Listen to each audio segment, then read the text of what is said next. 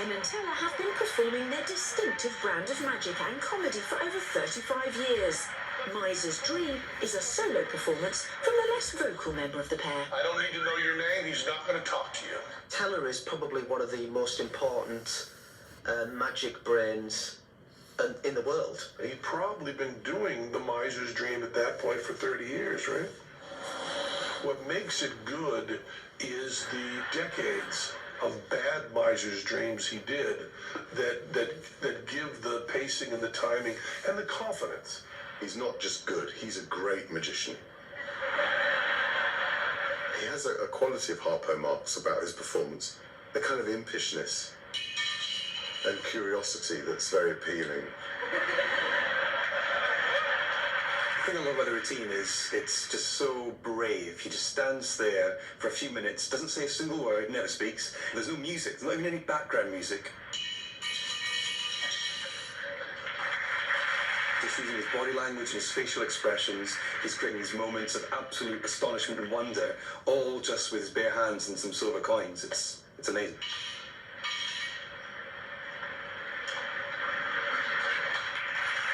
The way he produces the coins, it's not just the fact he produces the coins, there's a poetry in his movement.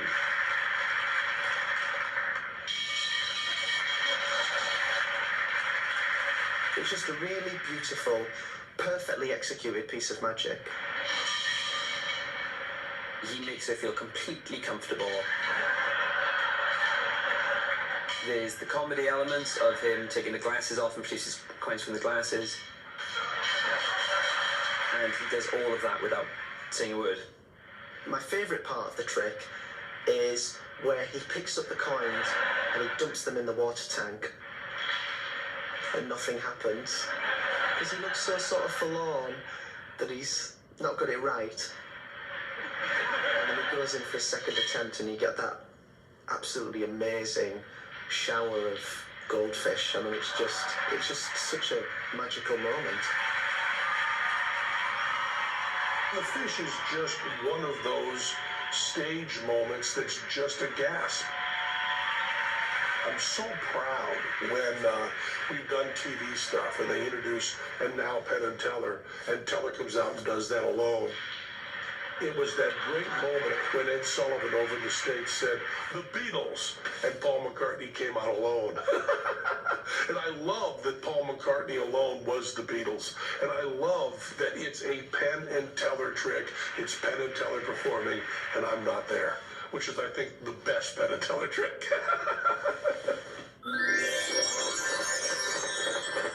US illusionist Franz Harari is known for performing magic on a grand scale.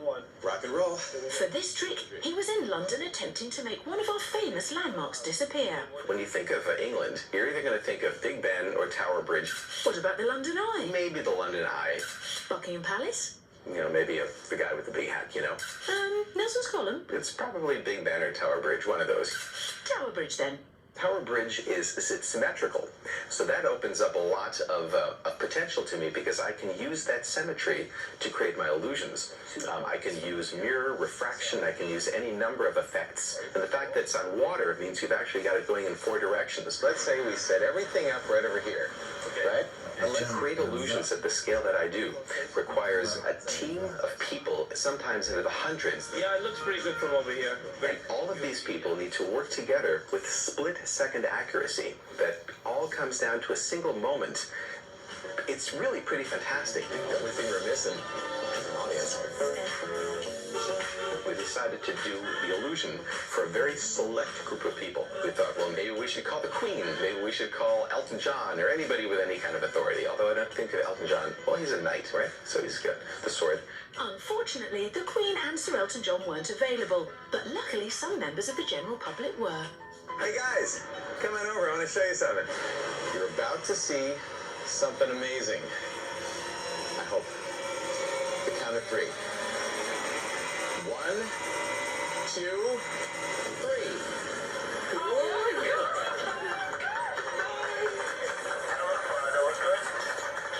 Yeah, the stuff stunned reaction, not just from kids, but also from adults. It kind of enforced that theory that I had, that in our hearts, we all have this need to believe in real magic. We got it, guys. That sense of real magic that we all had when we were kids. What he's created here is an illusion. Because we know he can't do that. You can't make Tower Bridge disappear. Because if you did, I mean, for example, all the buses and all the taxis would be falling into the Thames. We don't see that happening. We at home would watch that and we might think that it's some sort of camera trick. But there are people there, members of the public, who have seen that with their own eyes. And that's what makes him a great illusionist. Coming up, it's double trouble for Magic's bad boys. A fishing lesson with a magic twist. He's one of those guys who you go and see him, you'll be amazed and you'll laugh too. And a comedy conjurer loved for his magic mistakes.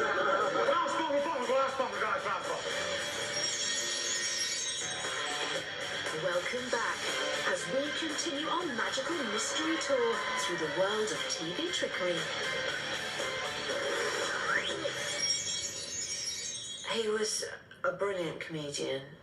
He was brilliant at being a rubbish magician. He's just a genius.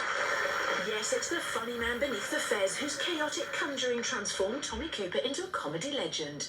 Ask someone to do a Tommy Cooper impression and they will do bottle glass. Bottle glass, glass bottle. It's glass, here's the bottle. Bottle, glass. Glass bottle, bottle, glass bottle, glass bottle. Empty tubes. Oh, sorry. Too many bottles. Not everybody takes magic seriously. I think that was it with Tommy, he was a brilliant magician. You know, he was a fantastic magician, but he realised that the laughs were more important than the magic.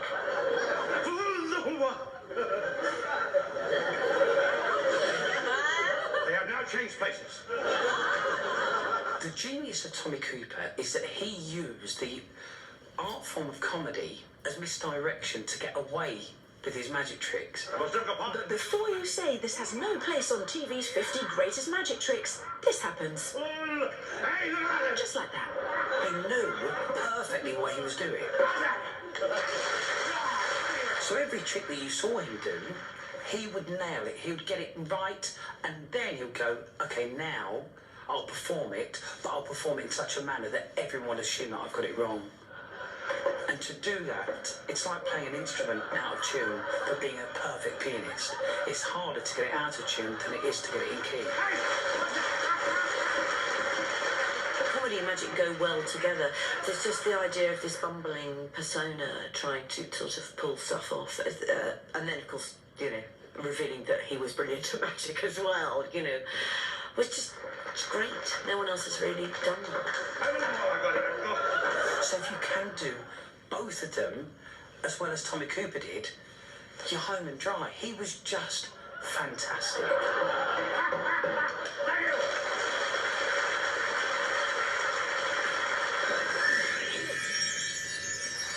Now, an Australian magic man. Thank you very much. With a very unusual card trick. I didn't realise how strong it was going to be until I started performing it for people.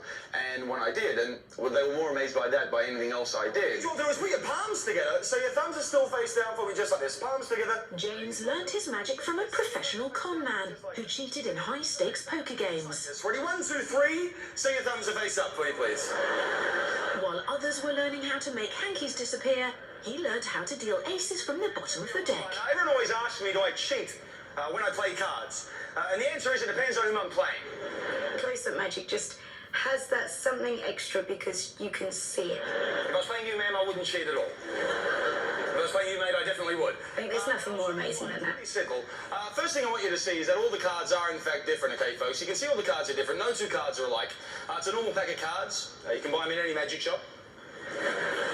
There's a long tradition in magic of people telling stories with a deck of cards. Very good. Now, I'm going to tell you a little story. It's a little bit of fun about what happened to me the other night. I was actually out and I met up with a couple of girls. There were two redheads. I was chatting to them for, I don't know, about 1, 2, 3 minutes. I met up with their friends. There were two brunettes. They said, what's your name? I said, it's James with a J. Don't forget that. Some people think that it's a fake deck. It's not. It's a 100% brand new deck of cards. They said, rightio, James, where are you headed tonight? I said, I'm not too sure. They said, come with us to 673 King Street. I said, sounds like a plan. They said, there's a cover charge, though, $25. I said, $25? They said, yep, $25. You with me so far?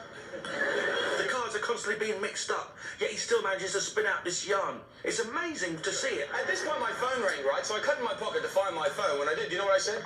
I said, hello, James speaking. My friend said, James, where are you headed tonight? I said, I'm not too sure. I met these girls. They met on some place called 700 and something King Street. The girls knew that was wrong. They said, no, no, no. It's 673 King. I said, I'm sorry, mate. I've actually got that wrong. It's 673 King. He said, I'll be there soon. Is there a cover charge? You remember how much it was, folks? That's right. He said, all I've got on me is 10. I said, don't lie. He goes, I've got 40, but that's all I've got. Can you lend me some money? I said, no problem. He said, James, It is one of these tricks where it can stuff up at any moment.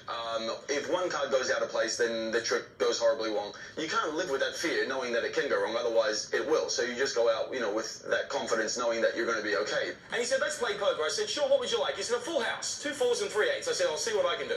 I came over there, and Jenny wanted 4 9s, which is a pretty good hand as well. I wanted you to win, mate, so I gave you the 4 aces with an 8. That's 1, that's 2, that's 3, that's 4. You went to go take all the money from the table. You thought you'd won. I said, what the hell are you doing? You said, James, you couldn't possibly beat that. I said, the only thing it does, mate, is a straight flush. That's what I've got, and that's my story.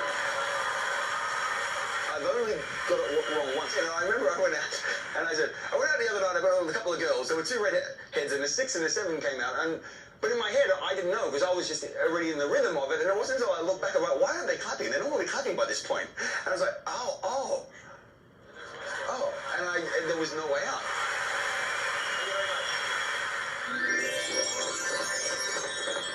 I got a letter from the BBC. Could I vanish £1 million?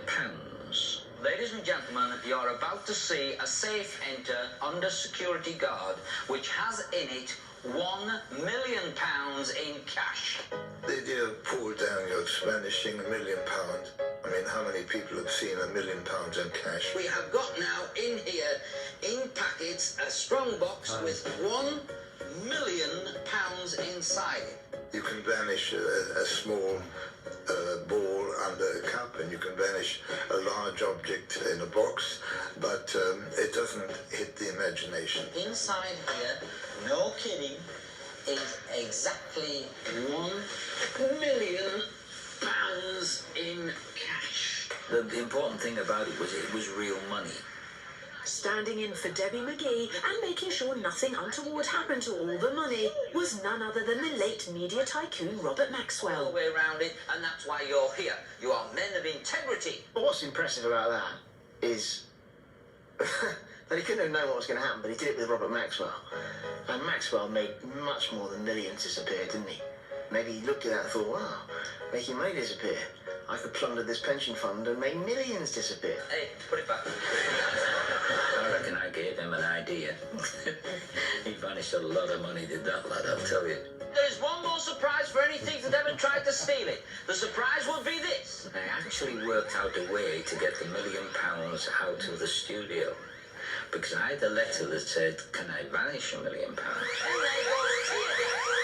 I did not have a letter that said, can you bring it back? Ladies and gentlemen, there you have it. The guys at the back could see underneath all the time. The people in the studio could, even if you at home couldn't. People were watching all around. The £1 million I vanished, I did bring it back. How the dickens did we get this back inside it? I made it reappear in the big safe that he had come out of. A sad moment in my life.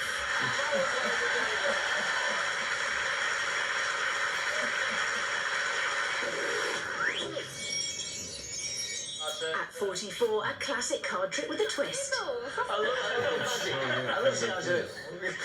got into magic because I was quite a shy, introverted teenager, and I think a lot of magicians are like that. Mark Paul got over his shyness and went on to perform a memorable trick on Parkinson in front of millions. He even baffled Tom Jones. 4 diamonds, jack of diamonds. Yeah. I actually had a childhood dream to work in a magic shop, and I worked in a magic shop for David Berglass's son, Marvin Berglass. We've worked together for many years, and I think he'd be the first to admit that my dad David is a big hero of his and someone who's influenced him a great deal. Jack of hearts. I saw one just behind you here. What card is that? That's a jack of hearts. That's a David Berglass inspired me. I had seen him perform similar routines. In fact, the routine has sort of become known as the Berglas effect. Mark gave the trick, also known as any card at any number, his own unique twist. Playing cards. What I want you to do is hold the cards in your hand, okay? The perfect version of any card at any numbers is a holy grail of card magic, because that is the ultimate idea, is that you don't touch the cards. Martine, I want you to think of a card, get a card in your mind, okay? And people have a free choice of card number. And Michael, I want you to think of a number between 1 and 52. And the card appears at the number that they wanted. What's your card? Queen of Hearts. Give me a number between 1 and 52. 8. 8. If you don't touch the pack of cards, there is no explanation. If the 8th card in that pack is the Queen of Hearts, that will be unbelievable. It will be. It becomes impossible. Sleight of hand cannot be performed. But you see, what I have done is influence you say the 8 of Hearts and influence you to say the number 8. And what I've always tried to do in my magic is make it as impossible as possible. Alistair, if you count down 8 cards, one at a time, onto my hand. I said Queen of Hearts. Queen of Hearts. And you said Ace of Hearts. Sorry, Queen of Hearts. You want Queen the of Hearts. Queen of Hearts. I want the Queen you of want Hearts. it 8th down in the pack. So you better make it happen quick. I know a lot of people might think it was stooged, you know, if I'd asked them to name that card and name that number. But believe me, that is not the case. 1, 2, 3, 4, 5, 6, 7. This is the 8th card. We're looking for the Queen of Hearts. Queen, not the Ace, the Queen. Show everyone. You look at their faces. They are as impressed as, hopefully, the reaction that you hear from the audience, if not more impressed, because they know they could have named any card. They know they could have named any number. He fools me. He fools me big time. I used to run this magic nightclub, and he said, pick up the top card, it's the 4 diamonds. And I picked up, and it was 4 diamonds. I mean, this is miracle type stuff. This is my deck. This is me shuffling. There's just no way he could have done this. And then I was booking the next season at my magic club, and I called up Mark and said, look, I booked everybody, but I haven't booked you, because you haven't told me how the trick done. He says, okay, John, I'll tell you what every other magician in London knows. I said, what's that? And he says, it was just a guess.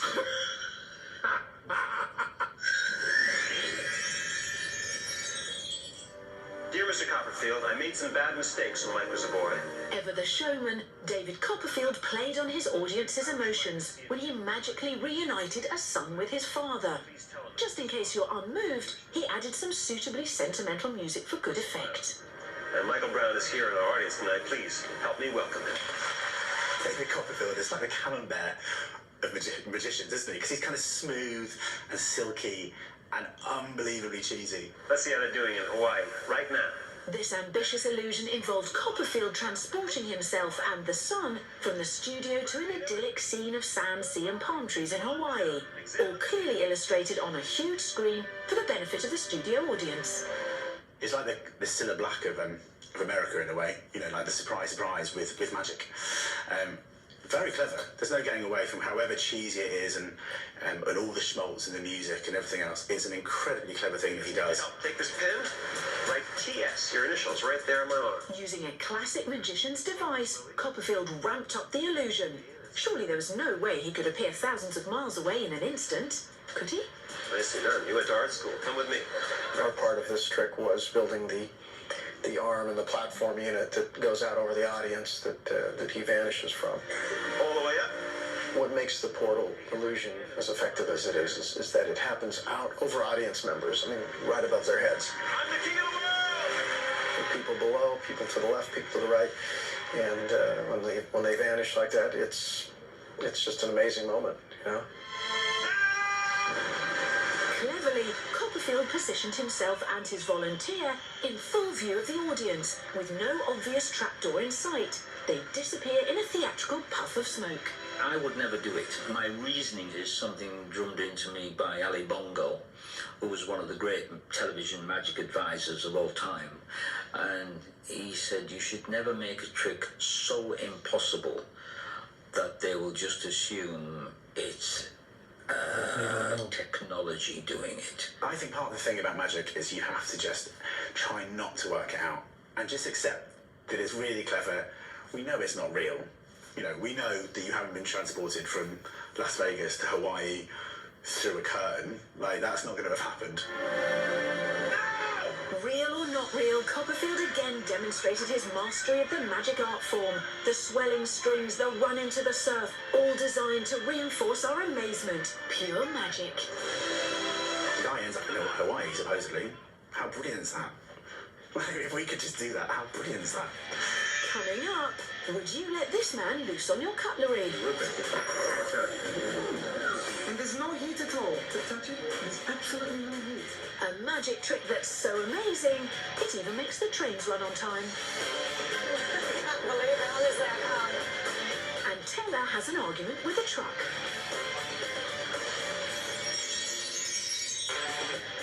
Welcome back. If you want to see more mind-boggling magic, then you're in the right place.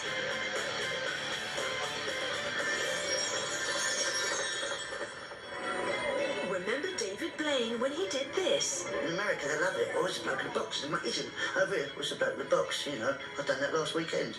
Well, back in the day, he used to do magic, and he was pretty good at it as well. David Blaine single-handedly did a great service to magic at a time where people weren't really talking about magic. He'd gone out on the street, you know, he did something and he transferred that to telly that people had never seen before. David Blaine first appeared on US TV screens in 1997. His unique brand of showmanship saw him performing magic in just his jeans and a t-shirt to an audience standing right next to him on the street. That first special, Street Magic, really was, you know, a game changer. Blaine helped pioneer the device of turning the camera away from the performer and onto the watching audience. Mix it up into the deck.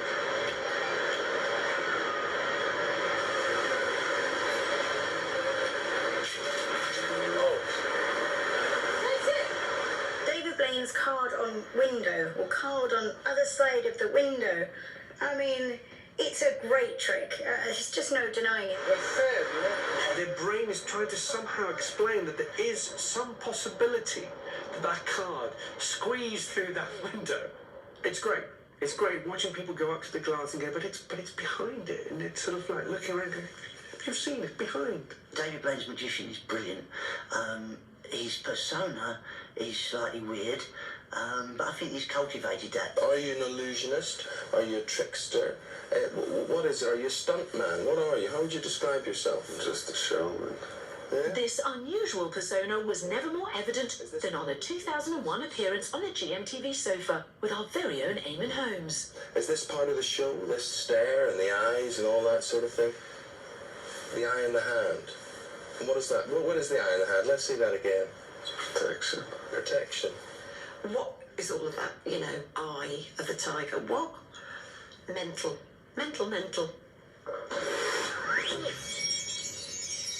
If you have spoons, hold them very gently, like this. If you have clocks and watches, hold them in your hands. Now, just don't rush me, because it takes time. Next, a bit of mind-bending magic that everyone could join in with at home. Apparently all you needed was a bit of cutlery and the ability to believe. Now believe that they're going to start ticking. Meanwhile, I will start stroking a spoon. You people at home wish your spoons also to melt or bend. We've all done it. Sat there with the spoon, willing it. Back in the 1970s, many of us were sucked into the weird world of Uri Geller, a man who amazed audiences by bending spoons. He first appeared on our television screens in 1973, and he bends metal with the power of his mind. And there's no heat at all. To touch it, there's absolutely no heat. Is that solid silver, little bar? Yeah, it was made by Gerard from London. We'd never seen that before. That was new. That was incredibly new, and it absolutely captured the imagination of the public. Well, the 70s, when sort of Geller started, coming to prominence on TV, was a time when everybody, it was just kind of sort of new age thing had really kicked in after the hippie movement, you know, so everybody was into UFOs and crop circles, all that kind of stuff, and Geller just kind of rode on the back of that. It wasn't my powers that went into the mic and into this key, no. I triggered the power in you. Uri didn't claim to be a magician. No, he claimed his bending skills were all down to his psychic powers. Look now. Uri Geller hits the scene and goes, "This is not magic. This is the power of the mind. Because if you had those powers, you wouldn't do anything more useful, would you? I can bend a spoon, I can bend a fork. I'm not some amazing man. There are people who kind of go, no, don't believe a word of it. There are people going, well, you know. But let's not forget what business he's in. He's in the entertainment business, okay? And he is entertaining, whatever you think of him. So many negative people who don't believe in what I do. They say that I take the spoon before and I bend it many, many times and I prepare it, or I have chemicals on me. But you people, if you experience something, what can you say? I remember meeting Urigawa in a toilet. It was in a hotel toilet, and I just stood next to him having a wee and just giggling. So I was just thinking, I hope he doesn't start rubbing and bending things while we're in here, you know.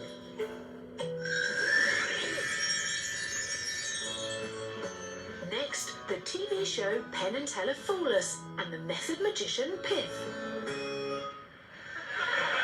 Performing in front of Penn and Teller, that wasn't really a problem because dragons don't have televisions. Good evening.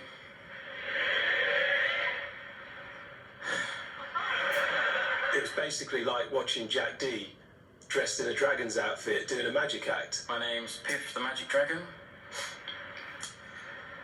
You might have heard of my older brother.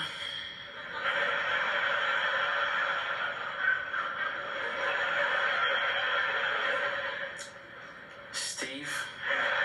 The most difficult volunteers are the women because they're just all over me. What's your name, Princess? Stacey. Stacey? Really? All right, my wife's called Stacey. Well, we're not really married.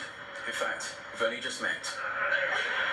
When you come up with a new magic trick, it can take a long time to perfect it. Maybe like 20 minutes? Stop. Just there, you sure? Yeah. Maybe one chance to change your mind? No. That's a shame. Okay, Stacey, I have a pen. I'd like you to write your name nice and neatly in the little white space in the top of the card. Just there, your name nice and neatly. I did a little magic trick for the audience. A little magic trick. Vanish. It's very tempting to say that the Piff idea is so funny that the magic doesn't matter, and it's just not true. He's a really stunningly good magician. Could we please reveal my prediction?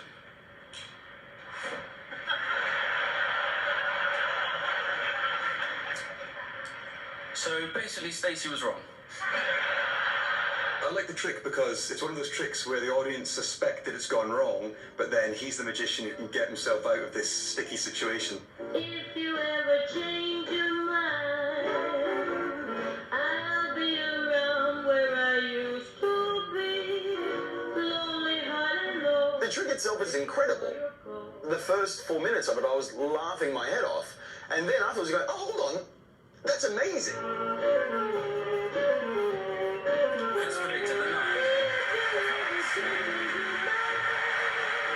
You could do the best tricks in the world. You can be the best singer in the world, be the best magician, best comedian, whatever it is. If they don't like you, it doesn't mean a like. With Piff, as soon as he comes on, you like him. Even though you're in a stupid dragon suit, it's a really, really good trick. When Teller and I were done talking, he had fooled us.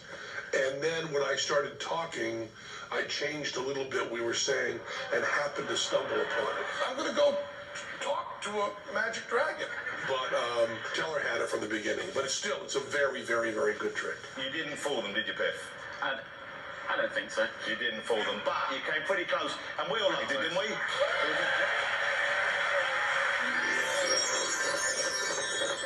We used to do a show called Monkey Magic, and each week there was a thing called Magicians at War, where we challenged ourselves to do unusual tricks. So Magic Man Ali Cook with his novel take on the card trick.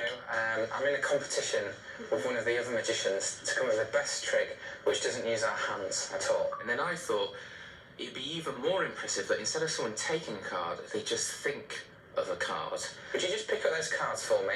And what I'd like to do is just put them in the card filling machine. Yeah. Like that. The best bit for me was his audience. Why did he choose this kitchen, wherever it was, and with randomly two girls called Figan and Fatima? And Fatima never does anything, she just kind of stares for the whole thing. I think she had a bit of a soft spot for him. Would you put the cards down here, Okay, yeah. about there. Have you seen the kitchen floor? It's disgusting. It's horrendous. God knows why, but our producer Anthony decided for us to film it in some greasy spoon calf in their greasy kitchen. And as I was walking around the kitchen in my bare feet, it was so much grease and grime on the floor. I was just like slipping and sliding. It was really gross. I just want you to think of any card. Okay. All right, you have a card in mind. Yeah. Okay, now I didn't ask you to take one or anything. I had a completely free choice of any card. Okay. Yeah? Yeah. Good. I'm now going to try and find your card with my card flinging device. There's no way Ali could manipulate those cards because the card is merely thought of. It's not like he had one taken out the deck and put back in and done any sneaky moves. For the very first time, I'd like to name your card. 3 of diamonds. Here we go, watch.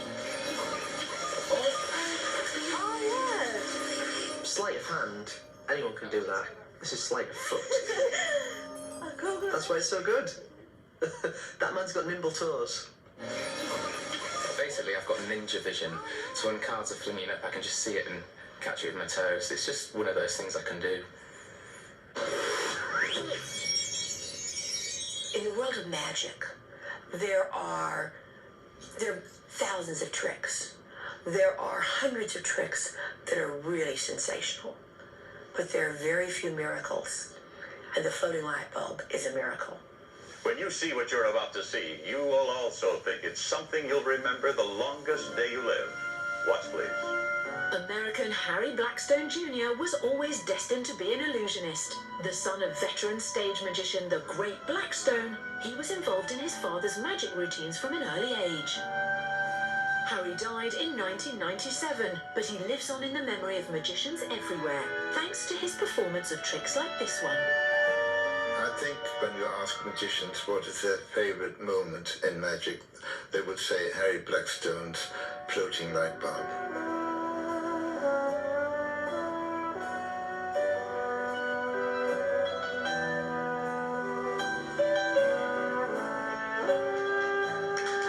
You gotta realize, this was before like small electronics as well. An idea of a light bulb glowing without it being plugged in was a magic trick in its own right.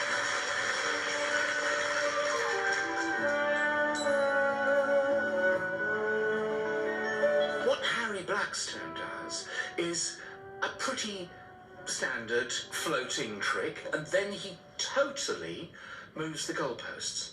He completely changes what he's doing. I'll tell you what. If I let you look at it, promise just to look. Don't touch. All right, then you may see it as well. The light bulb lurches out into the audience, and suddenly he breaks the wall between you and the trick. Suddenly there, under your nose. It's not an easy thing to mess with, and I wouldn't recommend any young magicians to start on this trade.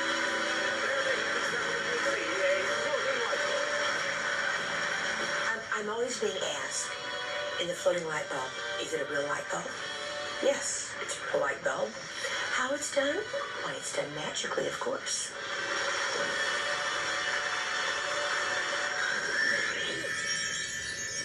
Siegfried and Roy make Liberace look dowdy. When they're on stage, they're like, bam, bam. You'll never, ever get anyone that's as good as him. I honestly believe that.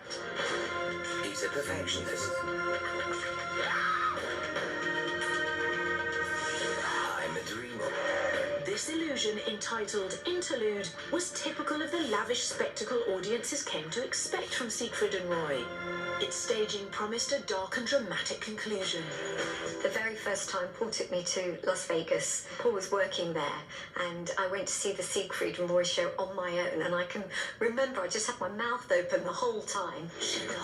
Combining high camp with high drama, the boys threw in a bit of spooky music to help the subliminal suggestion that something unworldly was about to happen. The assistant will stand inside this what looks like an A-frame, and the magician will push their hand through the stomach of the assistant, and then they'll climb through their body. That's it. However, Siegfried and Roy rebranded the trick in their own inimitable style.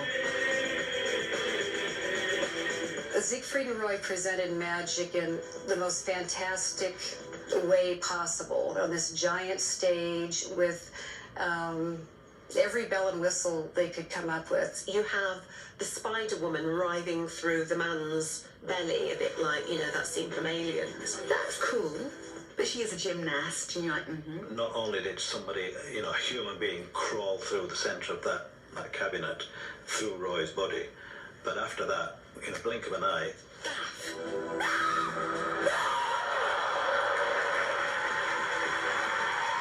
This unique twist took Siegfried and Roy's version of the trick to a whole new level. The stunned audience reaction said it all. That is the jaw-dropping moment. this is live on stage in Vegas, and to see that must be just awesome. They were the best, and they'll always be number one. Coming up, a neat trick to outsmart traffic wardens. A magician who has an amazing way with the birds. I could not see how he did it. And if only all of us could get changed this quick. It is the most magical moment I think I've ever seen. But before that, had enough of Christmas? Would you like to get away from all the tinsel, wrapping paper and Christmas songs? As part of our end-of-year list show specials, we're giving you the chance to win your choice of holiday from our list of top 3 destinations. A break to Venice, a trip to bustling New York, or a few days in the Maldives. All you have to do is answer the following question. What song is traditionally sung on New Year's Eve? Is it A, Merry Christmas, B, Auld Lang Syne, or C, Happy Birthday? To enter, just call 0904 161 9955 or text WIN plus A, B or C to 65550 or post your answer, name and phone number to WIN PO Box 7557 Derby DE1 0NP. Calls cost £1.53 from a BT landline. Other networks vary and mobiles will cost considerably more. Text costs £1.50 plus standard network rate. Lines close midday 12th of January 2012 and 3 days later for postal entries. Entries received after competition closes will not be counted but may be charged. For rules and winners, go to channel5. Everyone's scared. They should be.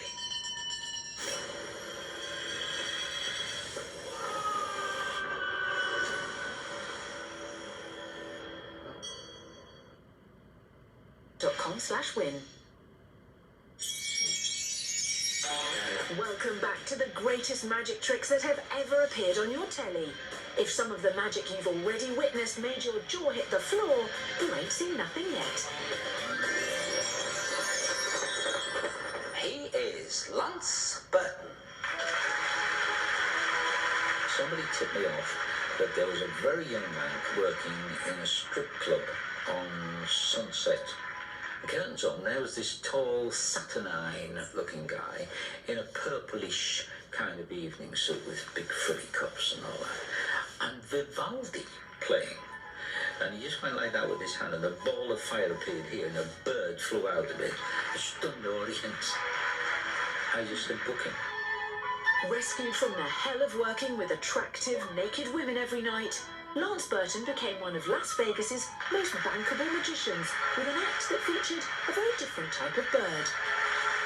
And there's something about making a live animal, especially one that flies, just come out of a handkerchief. That's just great. Oh, you can do one? Hey! Hey, here he goes again, everyone. No, I'm not going to make it double thing.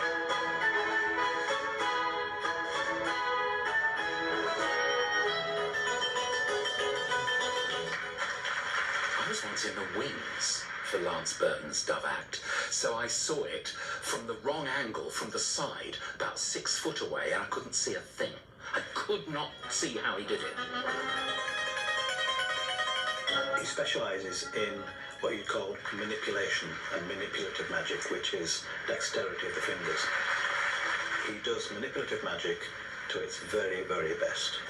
And for me, the 10 minutes that he does with the doves and the cards is the epitome of magic and how magic should be done.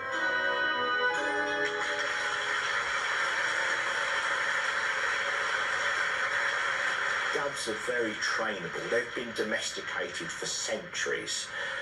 They use a particular type of dove for this, which is the Javan dove, which is a bird that's naturally small but has quite a lot of feathers, so it appears to be quite a large bird.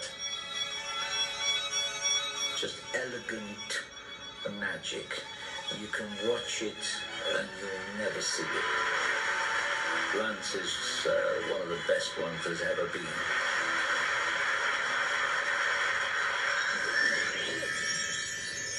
Well, I spent a few years doing the Street Magic specials, and it got to a stage where you just kind of look around you and just think of things that could be used that you haven't already used. At 35, Britain's answer to street magician David Blaine. The main difference between Paul Zenon and David Blaine is budget. If you just move that way slightly, I'm going to show you something really strange. Just over here. Blaine's got all these sort of MTV-style camera shots, and then Paul Zenon's doing a trick outside Woolworths. Check this car out. All right, give the window screen a bang. All right, make sure it's real. No one has ever done magic with a tax disc. And why would you do, pick a tax disc, any tax disc? You just wouldn't do it. Right, check the tax disc, because that'll be inside. That's the important thing. You're resting on some really big assumptions that all people have, which is that glass is solid, so you don't have to do all of that. Look, and my box is solid, and tapping it around. All the box tapping has been done for you by just having a windscreen. Watch this. Look.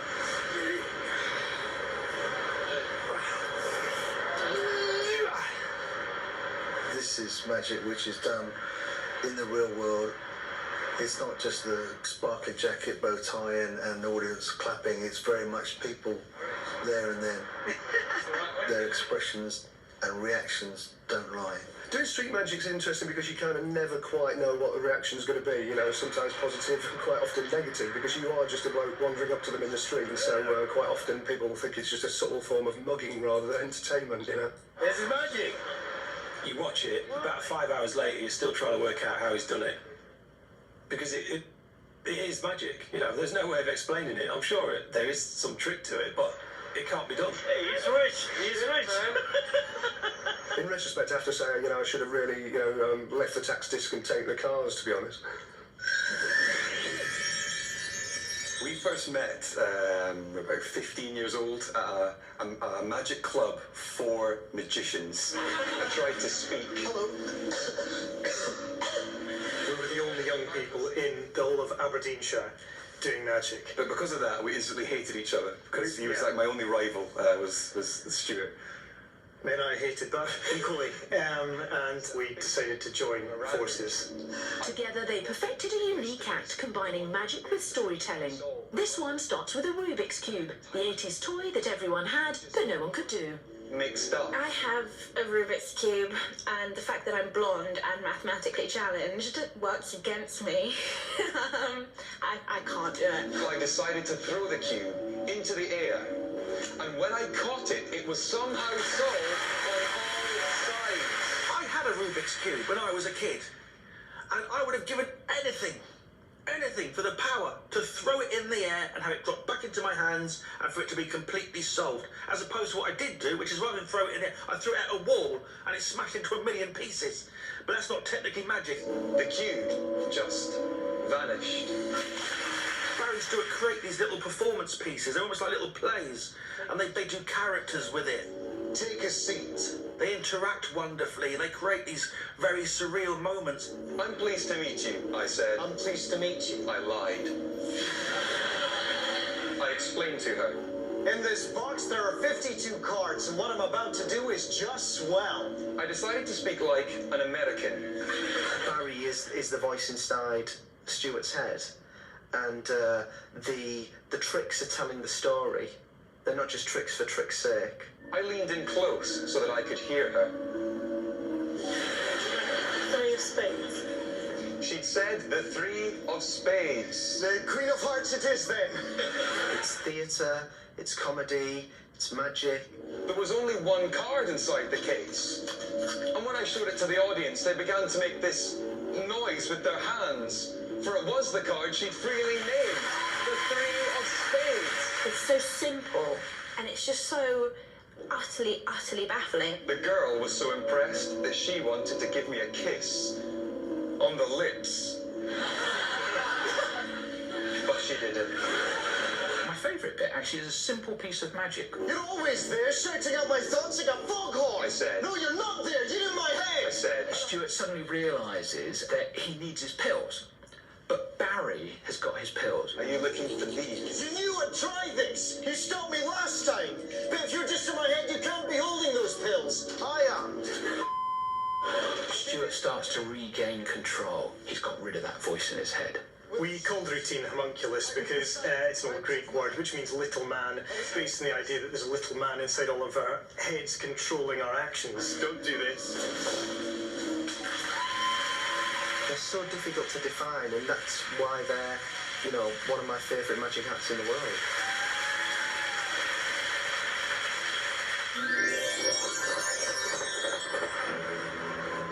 Magician Simon Drake's decision to perform a sleight of hand routine entirely in silhouette came about purely by chance. I work with the great legendary Patrick Page, who's sadly lost to us now, in my studio in Chiswick. He sat on the couch and I stood up at the other end of the room, and the sun used to set at the end of the day behind me, and there was a big framed picture at the other end of the room, and I could see my reflection in the picture just as a silhouette, and I just said, wouldn't it be great to do a routine all in silhouette? It's a beautiful piece of magic as theatre.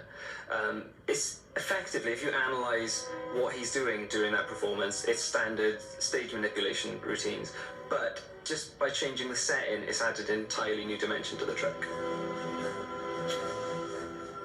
Little touches, like when he produces a cane and then he just drops it on the floor and it sticks there. It's just artistic and it's a very nice presentation. There's so much that goes into it. I mean, that is not an easy routine. It's a really technical, really difficult routine, but just done seamlessly. The idea of the routine was actually an aging thing, so as you become old and die. So I start as me, and there's matches, and you see my face, and the next time you see me, I'm late middle age, like I look now. And then the last image is the skull with the flames that come out. But behind every great magician, there's an equally great assistant. Literally, in this case. And she's nearly naked. I really wanted people naked, but the female producer wouldn't have it and had her in a G-string. But the fact that things flop about a bit more when you haven't got any support on, it wasn't for any perverse reasons that I wanted her naked. It was a feeling that you'd be able to tell in silhouette if she was totally starkers. And you can tell she isn't.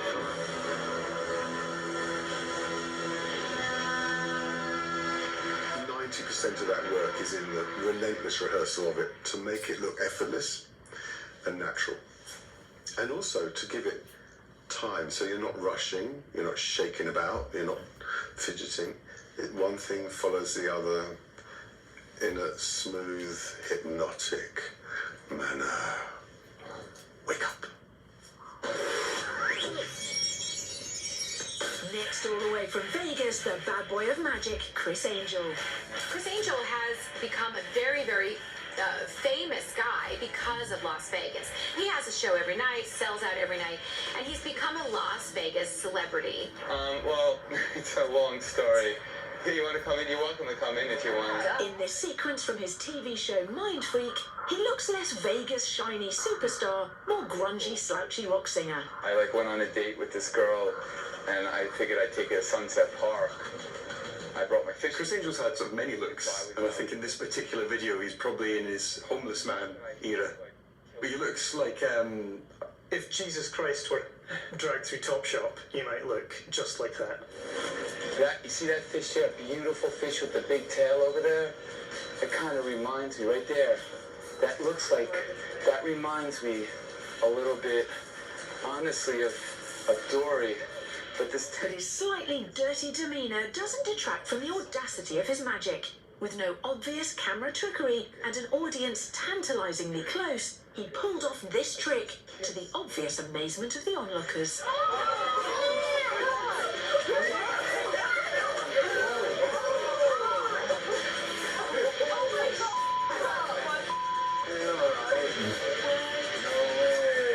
What was he talking about? A fish looking like his girlfriend reminded him of his girlfriend? I mean, it was genuinely, it was mental. But as far as the trick goes, it was gobsmacking. Because if there was a trapdoor in the back, then the water would come out. So there's a trapdoor underneath. But no, if there's a trapdoor underneath, the water would go down. I don't know where she's come from. It's amazing. It really is amazing. Magicians have been sawing people in half for years.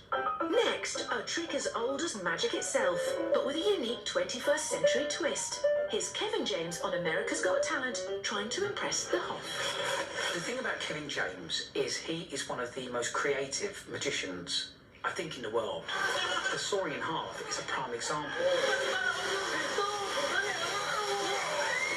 He's obviously just gone, I'm going to take it to the ultimate level, and I am literally going to saw someone in half. I've had friends in the audience who brought their kids for the first time to see it, and like the kid jumped out of their seat and into the father's lap. First of all, you think, oh, well, it can't be real.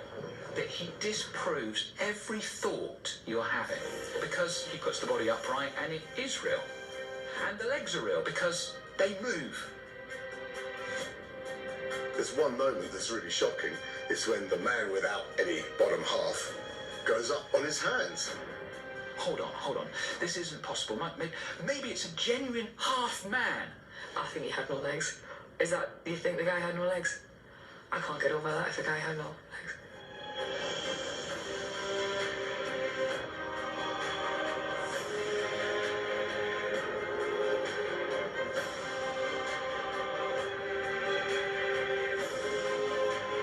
So then Kevin puts them on a table again, puts the legs up to the body, staples them,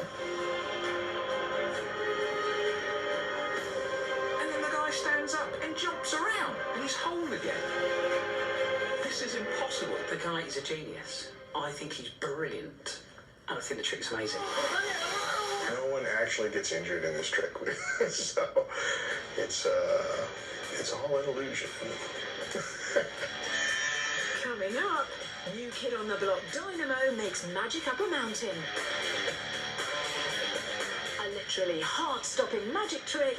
Those two nurses just stood there, when as far as they were concerned, they had a dead man stood between them. And Paul Daniels upsets the nation on Halloween. All on standby, they have been trained, they know what to do should it go wrong. Is it gone wrong? Yeah, what? This isn't normal. We're counting down TV's 50 greatest magic tricks, and here's one that will baffle your brain. I'd only ever seen him on television, and then I saw him live, and I just had to kind of turn to my magician friend who was with me, who kind of felt the same way, and I just went, I think he might be the best magician I've ever seen. I was an only child, and I lived in these apartments where there weren't any. This is David Copperfield at his schmaltziest best, prefacing a trick with a sincere snippet of his life story. You know my best dream? My best dream was to fly. Not in a balloon or an airplane.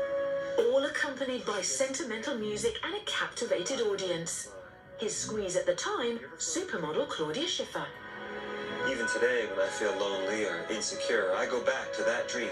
His flying thing with Claudia Schiffer, I mean, the most amazing thing about it, the most sort of jaw-dropping thing about it is the mullet. I mean, that haircut is not very magical. Equipped with just a pair of stonewashed jeans, a batwing jumper, and that hair, Copperfield attempted a seemingly impossible stage levitation and astounded audiences the world over.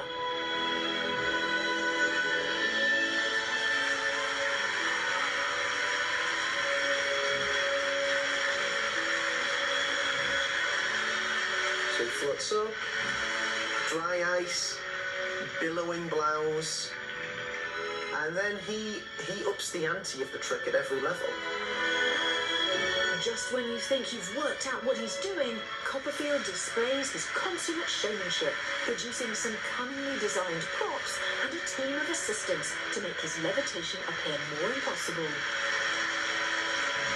They put him in that Perspex box, which has a lid, and obviously, if people say it must be wires, which they always say, or threads, you can't do that if you've got a Perspex box with a lid on it. To prove that it's solid, he has somebody walking across the top of the box and their feet synchronized as they walk. It's just a beautiful presentation. It's got nothing to do with the magic. Only no tricks. It's helium inside there. If you look closely at the clip, you see it quite bulgy under the armpit, right? So that gives him a little bit of lift. Does it use helium? And that's about all I can say. Lots of people have good theories, but that's all they are. I believe I can fly. I believe I could eat a pie. The trick's finale is suitably gobsmacking. David swoops across the dramatically lit stage to be joined mid-flight by a live bird, though sadly not Claudia Schiffer, to the accompaniment of rapturous audience applause. Even up till show day, we didn't know if we had a good trick or not. But first show, we knew we had a winner. First show. I first got into magic as a way to get out of trouble at school. It wasn't the typical route that people take, you know. I didn't get like a magic set. I didn't really watch any other magicians, other than, I suppose, my grandpa, who wasn't a magician himself, but he could do some really cool party tricks. What's your name, sorry? Sinead. Sinead, I got Sinead's phone. Pass this your phone. Watch. I was getting picked on by two guys at school. They'd throw me in a bin and push me down the hill. And my grandpa showed me a way of taking away their strength. So that way they couldn't pick me up, I didn't get put in the bin no more, and I didn't have to get thrown down that hill. Which was kind of good, because, you know, it wasn't that nice. Are you at the snowball fight yet? Thanks to Dynamo's granddad, we can see him on the piste astounding some skiers with this seasonal trick. In front of a bunch of skiers, that has to be the most middle-class magic trick you could possibly imagine. Do you want to do it with them build me a snowball? Not too big, just a small, do you? I've never really been up to the slopes before. You know, people go skiing every year, some families. You know, I wasn't one of those people. And all I thought was snow. I thought, this is going to be freezing. You know, I'm a northerner. If I thought it was going to be freezing, that's saying something. Because, you know, we're never cold. Perfect, yeah, just hold it like this. There's some element of mystery to him, and he always seems quite understated and quite modest, which actually I think people really like. And are any of you guys wearing any jewellery? You can have your big Las Vegas shows with billions of pounds chucked into them, but a guy standing directly in front of a couple of other guys producing something out of nothing is, in some way, almost more powerful. You see this, right? Yeah. Stand here. So just rub over it like that. Disappears, right? Absolutely. That's what my sleeve is gone, right? You built a snowball a second ago. I did, yeah. It's been in your hands, right? Yeah. Just break it open. No. The best bit is the actual genuine shock you see on their faces. This is my ring. This is the snowball I was holding. How on earth did he manage to move that ring into there? How he does it, I don't know. Because he made the snowball before he took the ring, didn't he? Yeah, that's amazing, that. I like to believe that I can do magic with anything, anywhere, anytime. Maybe next I need to make someone disappear and then they appear inside a snowman.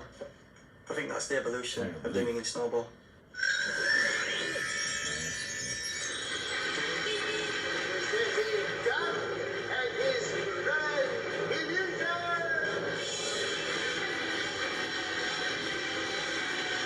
It's tough to describe Doug Henning, but I suppose Paul Daniels on acid?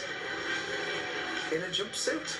Yes, Doug Henning, a Canadian magic man who made a name for himself in the 70s by changing the image of the traditional magician and wowing crowds in the States with his motorbike, his mullet,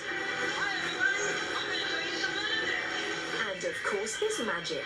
Oh, and some dancing. Well, a lot of dancing. So what did you want to do today, Doug? Well, I've got a motorcycle, I've got some kids in jumpsuits, I thought we'd have a dance routine. I need something more. A rainbow. We're going to dance on a rainbow. I mean, it doesn't get better than that. Doug Henning was really sort of a fun person and the first person I ever saw to incorporate dancing and magic together. And they do motorcycle dancing, if you notice. She flies up on the shoulders and she's going vroom, vroom, vroom.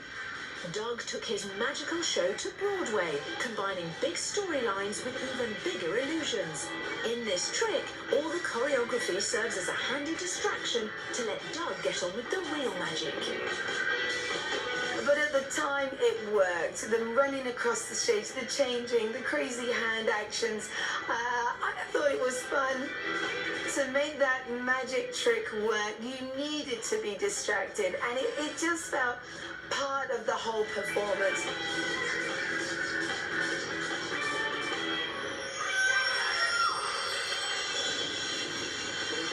This cage on one side and a box on the other, and it's here 1 second, and then all of a sudden it's gone, and then he appears over here, and it's a great trick.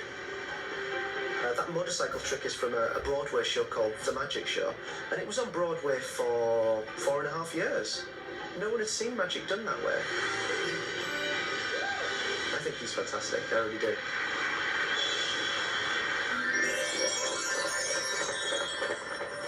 Now a trick that astonished the medical profession. David Berglass stopping his own pulse. What magicians always want, of course, is an absolutely brilliant, show-stopping piece of magic with no props. And that's what he's done.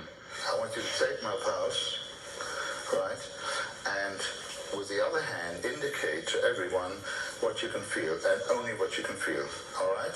So you indicate when you feel the pulse, do nice and open it so we can see your hand moving. There we go, fine. All right, good. Then I ask you to do the same. He's standing there, okay? He's got two nurses who are obviously experts at taking pulses. You can hear that pulse as the percussionist is banging out his pulse. And then suddenly it starts to slow down. And then it stops. And there's that wonderful moment where he turns to the nurse, and she can't explain it. She's sort of looking, there's this look of bewilderment on her face. How are you feeling? I feel very well. Cutting your blood supply off to your limb, you can cause damage to the fingers or the toes. You can lose the power of your limb as well, which can actually be permanent if it's prolonged loss of blood supply as well. Some people, particularly magicians, dismiss it, saying, oh, it's a schoolboy's trick where you put a hard ball under your arm, and by squeezing it you can slow down your pulse rate, but you can't stop it. But I stand with my arms right apart like that. I've done it stripped to the waist, and I'll give you a slow beat on that one. You can control your pulses, and very few people can do it by muscular control, and therefore that's why I can separate the two arms. And of course the most entertaining part of that, in fact, is having a close-up of their faces looking really surprised. I'll stop this one now. As if they truly believed this guy's pulse had stopped, they were incredibly negligent, weren't they? They really should have called in, clear, all that nonsense. Right. Has it stopped again? Those two nurses just stood there, when as far as they were concerned, they had a dead man stood between them. That seems to be working out pretty well. Thank you very much for coming. We really wanted to know how that was done, but you know, he never told us. We really wanted to know, but that was one that was never revealed.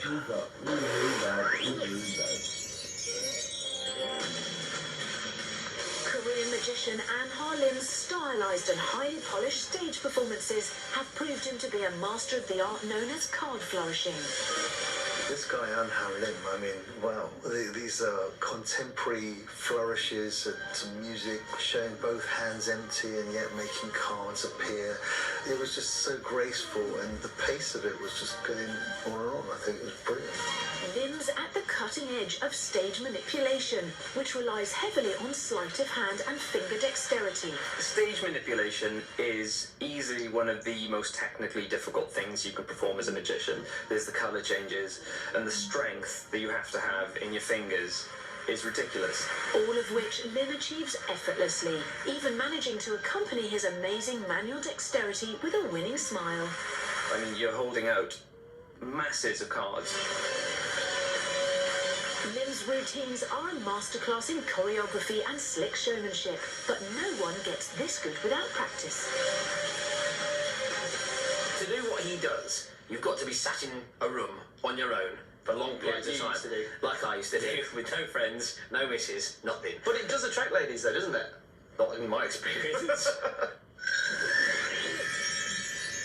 Is it real? Maybe it's real. Let me try to stay right there. Don't move. Let me just try to stay right there. I don't know if I'll be able to get off, man. It's kind of hard to. For his second appearance on our chart, David Blaine is back on the sidewalks of New York with his uber-cool, laid-back brand of street magic. Once again, provoking audiences to react like this. David Blaine is a genius. Blaine comes along and tells you, look, it's not about me, it's not even about the magic, it's about you, the audience, and it's about what happens in your mind. What Blaine did that was very, very clever is he made everything about the spectator's reaction. Typically, the American spectators don't disappoint with their reactions. They scream, they shriek, and they even run away from this gravity-defying display of freaky magic. You wouldn't catch us shy and reserved Brits acting like this. In America, audiences are really excitable, so that when David Blaine does something, they'll go, wow, wow. There's a huge difference between American audiences and British audiences, and it's because of the way we're brought up. Us Brits are brought up to be very polite and don't shout, you know, get your elbows off the table and we're all good manners. We're Americans, no offence, are a little bit wilder and they react. Definitely, Blaine's magic does not play the same to every audience in the world. I think his performance is uniquely American in many ways, and therefore, you know, he's been amazingly successful over there. Levitating on the streets appears all the more impressive, as Blaine apparently has no wires to hold him up, and witnesses stand just meters away. So how does he do it? Is he on wires? Is it an optical illusion? Perhaps it's a bit simpler than that. It's kind of a playground trick that you can do without hardly any preparation, just by a little bit of muscular manipulation. And it's incredibly effective for that reason. Coming up, a card trick that fooled the big boys. You fool us. Mad magic in the Nevada desert. It's just that twist just left me with my mouth on the floor. And a family favourite makes headlines.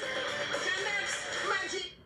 But before that, had enough of Christmas? Would you like to get away from all the tinsel, wrapping paper and Christmas songs? As part of our end-of-year list show specials, we're giving you the chance to win your choice of holiday from our list of top 3 destinations. A break to Venice, a trip to bustling New York, or a few days in the Maldives. All you have to do is answer the following question.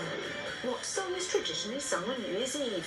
Is it A, Merry Christmas, B, Auld Lang Syne, or C, Happy Birthday? To enter, just call 0904 161 9955 or text WIN plus A, B or C to 65550 or post your answer, name and phone number to WIN PO Box 7557 Derby DE1 0NP. Calls cost £1.53 from a BT landline. Other networks vary and mobiles will cost considerably more. Text costs £1.50 plus standard network rate. Lines close midday, 12th of January 2012 and 3 days later for postal entries. Entries received after competition closes will not be counted but may be charged. For rules and winners, go to channel5.com/win. Welcome back to our countdown of marvellous magic moments. And here's another one. Props. The big rigs. At 24, dynamic duo Penn and Teller take to the streets of New York to perform a trick with a truck, which as it turns out isn't half as dangerous as it looks. This is Victoria Jackson standing in the shadow of Radio City Music Hall in New York City. Head of NBC called us up and said, what does it cost me to get you to do the truck trick? I've got perfect line of sight right here. I'm gonna stay here and just watch to make sure there's no trickery. We kind of laughed and said, I don't know, and gave a number. And he gave us a TV special with the idea that we're going to run a truck over Teller. I'm going to run a truck over my partner Teller's chest. When you're 18, 19, 20, the moments that are, could be dangerous are exciting. In the event of an accident, a ghastly mishap sure to involve crushed bones and severed limbs, please, no flash photography. Once you cross like 30 and you're no longer immortal, those are the worst moments. Take a look at the setup. Take a look at Teller. Take a look at the truck. What do you think? The sound of the engine with the wheel going over the chest looks fabulous. Really good.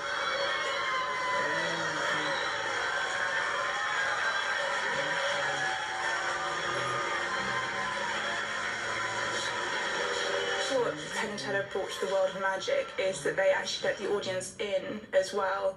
So it's not all about keeping the audience away from the secrets. They let people have a peek inside, which I think is really nice. Yes, this is the only time on our list that someone's going to reveal their secrets. Trick truck. We got 6,000 pounds of stage weights, 8,000 pounds of wheel weights, and we got 3,000 pounds of concrete all over this side to counterbalance the foam rubber tires. I was watching it with a friend and we had theories about whether there was a close-up on him being run over. That wasn't really the truck, it was just a big wheel that was going over him. But then when you see how they did it and they cantilever it and weigh it down on one side, you're like, oh, of course, easy. Revealing it makes it 10 times better. It makes it more entertaining. Because magic at the end of the day is about entertainment. I would never have given it away. I thought the method was brilliant. I thought you said it looked frightening from over there, Victoria. I lied through my teeth, just like you told me to. Nice work, Victoria. I hope you made some money. And whenever you have a trick that how it's done is more interesting than the trick itself, you've got a very bad trick. Very, very bad trick. Because you shouldn't be getting more pleasure than the audience. Thank you, thank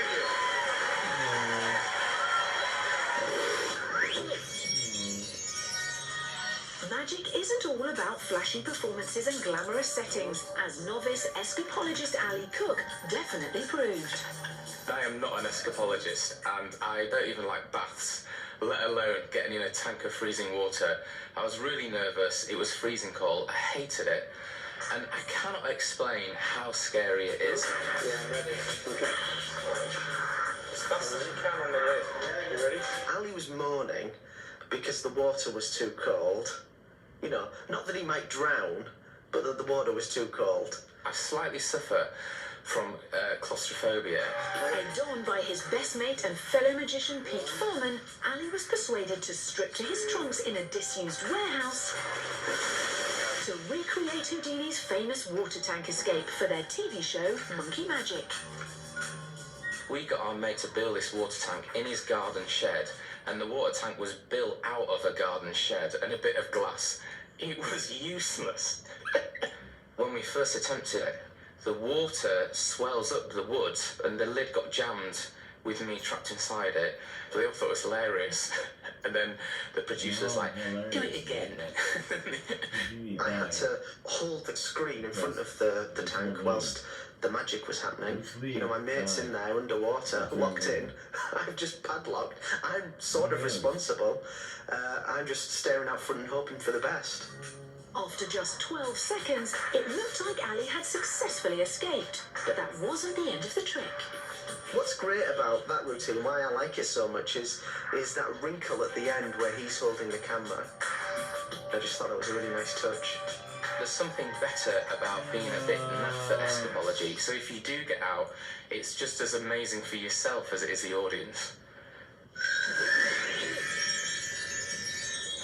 Next, Chris Angel. According to this title sequence, the grungy, edgy, rock and roll bad boy of magic. The coin in the arm trick pretty much tells you everything you need to know about Chris Angel. He looks like the stuff nightmares are made of. He looks like the guy that you meet in a club that's going to kill you before you get home. Coin magic is traditionally quite twee. You know, it's little kind of bits of whimsy, like 4 coins travel from hands to hand. You know, passy coins. You can sign it with your initial. You put whatever you'd like on it. At first, this seems like a perfectly ordinary coin trick. You would be able to identify that quarter when you see it again, right? But as befits Angel's persona, it soon becomes apparent that this illusion is going to have a more sinister tone.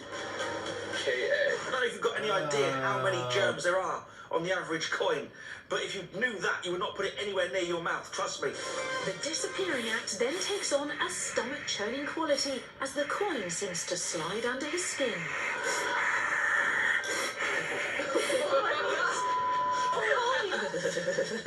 Make him stop. The second you see a blade, you know where this is going. The watching audience says it all. Is that your signature? Oh my god. Yes. It's disgusting. But then probably if you stop and think about it, you just think, well, that can't be real. I mean, there's no way he can make a coin go down his arm underneath his skin and pop out at his wrist. I mean, it's ridiculous. Next, one French magician attempting to fool 2 American magicians, Penn and Teller. I love this trick. I think it's fantastic because it's completely different. In a deck of cards, I have red card and black cards. Which one you want? Red.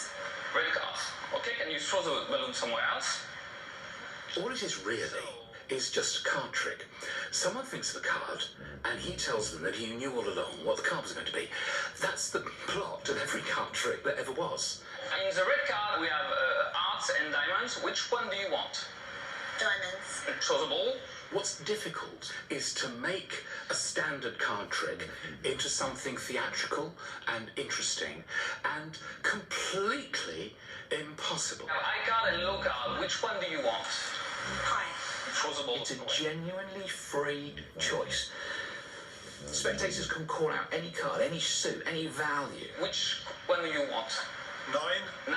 That is a diamond, red, and it's a 9 of diamond. That trick, I think, is the quintessential fool us trick, because if you saw that on another show, it would be good. But on our show, it was great, because you knew there was no jive and you were seeing everything, and you were seeing everything. In this box, I have a very special deck of cards. It's special because I have only 3 printed cards in that deck sheet. Cards come out of the box. It's a blank pack of cards. This is weird.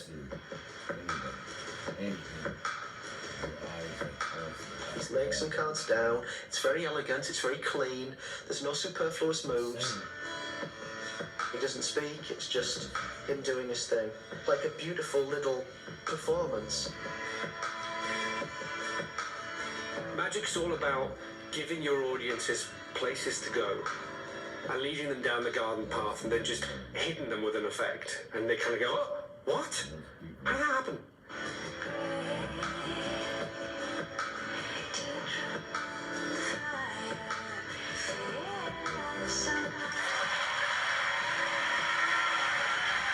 It's not just one card. It was like the prediction is spread across the whole deck. Oh boy, that's a good trick. That's an astonishing trick. When he takes the deck out, he does a sort of a kind of a weird move. Not a magician's move, but it's a sort of as if there's something else in there as well. And Penn and Teller called him on it and said, you know, what else is in the box? We think the box does matter, and we think the box has more than one deck in it. Let's put it that way. There's other stuff in the box besides the one deck. Okay, well, I can tell you. Can I show? And there's that wonderful moment where he opens the box.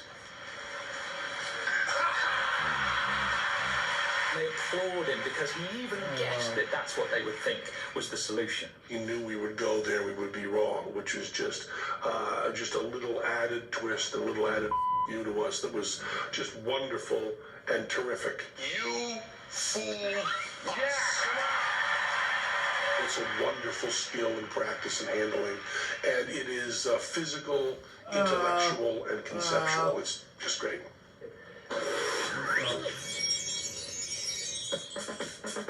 At 20, another chart appearance for American illusionist Franz Harari. This man has made space shuttles, skyscrapers, and our very own Tower Bridge disappear. Whatever next? Well, I got this Hummer. I got me and my buddies in Vegas, and I have this Japanese megastar. What can we do? Well, head out to the Nevada desert, obviously. We had the Hummer. We had a couple of bed sheets from the hotel and a carpet, and some of my friends from Vegas and some of Taki's friends from Japan. So we're all kind of out there having basically a picnic in the desert, playing around, kicking up a lot of dirt. And we played with a lot of different things. But one of the things that we experimented with was this illusion. On the day, Franz was ably assisted by Japan's answer to Justin Timberlake, pop star Takisawa. I wonder if he knew what he was letting himself in for. Hummer would go straight at Taki at about 60 miles an hour. And in the desert, with all the sand, we knew that we were taking a serious risk because there would be no way to stop the Hummer if something was to go horribly awry.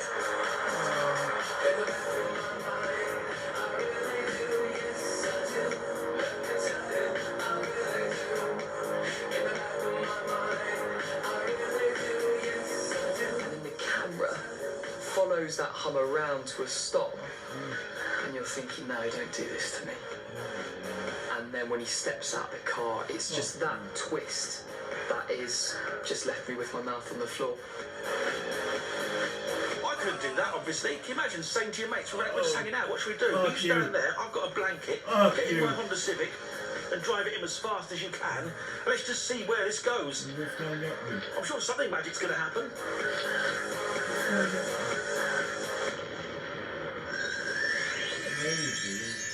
This is an Iron Maiden.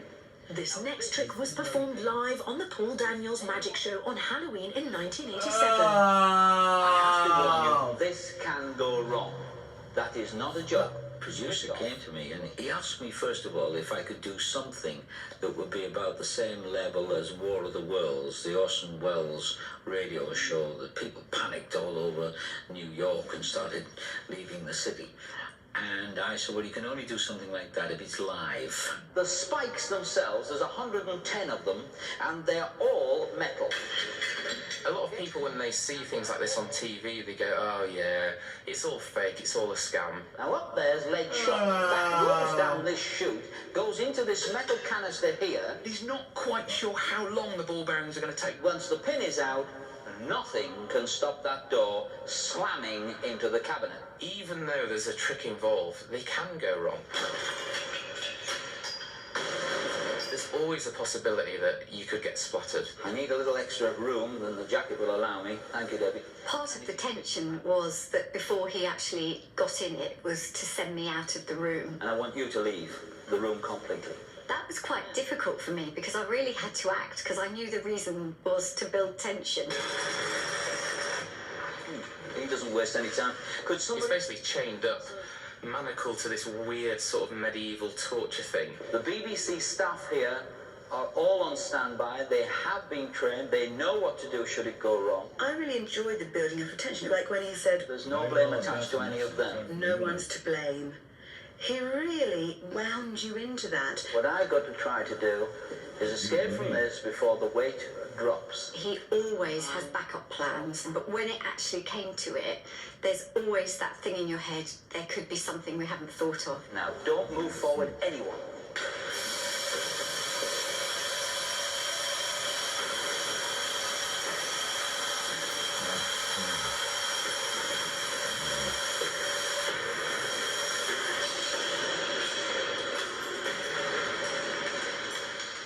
Suddenly the door slams closed. Paul Daniels isn't around. There's no climax. There's no resolution. And then you hear this lovely clipped BBC voice. Ladies and gentlemen, please leave the room in an orderly fashion. The titles roll. And there's no music. What's happened? What's gone on here? Is it gone wrong? This isn't normal. This was a prime time show on BBC One where mistakes never happen. Paul's brief had been to cause a stir that would have the nation really wondering. But I don't think they were quite prepared for what did happen. Within minutes, the BBC switchboard was jammed with thousands of phone calls fearing the worst, that Paul had actually perished live on telly. Later that evening, the magician was forced to make an unscheduled appearance on BBC One to reassure the viewers. Well, you were warned before the programme started. Nothing is as it seems. I'm fine, thank you very much for all your phone calls, and I'll see you next time on the Paul Daniels Magic Show. Trick or treat. When they were told, no, he's fine, he said, oh, he's fooled us again. That's great, that's my job. Still to come, trouble on the tube with a mind manipulator. Thinking about it now, what stop are you going to go for? You'd have to be a little bit wary around Darren Brown if he was your friend. Kind of butter him up and treat him nicely. A game of pool that left this bloke snookered. Are you going to tell me how you do that or not? It doesn't even look like a magic trick, it just looks like someone who's slightly insane, you know. Welcome back to the show where the magic's so mind-blowing it would baffle Harry Potter. Darren Brown is an incredible performer. He revolutionised British magic. Everyone watches his shows. Go into work the next day and everybody's talking about it. Most people don't even think of him as a magician. Travelling on the London Underground is hard enough without Darren Brown messing with your head. The stop you're getting off at was and you're, sorry, visiting a friend? Yeah, visiting a friend. Excellent. You got a good memory? Yeah, not very good memory, yeah. You look like you got a good memory.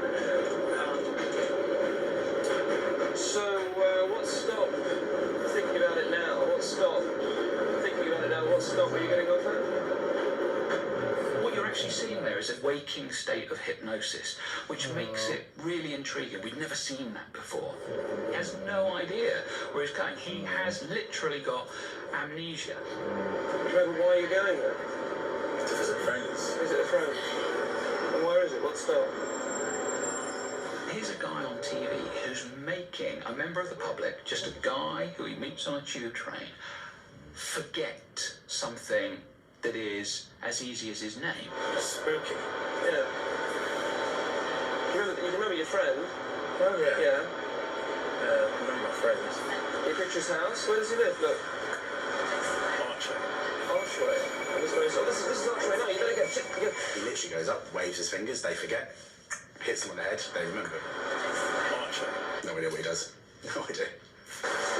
Oh, I don't understand how they do that, and I would like to know, whenever I meet people like Darren Brown, you ask them, they're always very, I can't tell you, it's magic. It's not magic, is it? You'd have to be a little bit wary around Darren Brown if he was your friend, kind of butter him up and treat him nicely, and you never really know whether you'd forgotten something or if you hadn't, so he's a scary man, definitely. Will he wait here if you catch... It's supposed to meet him at 11:45 and I'm late as it is.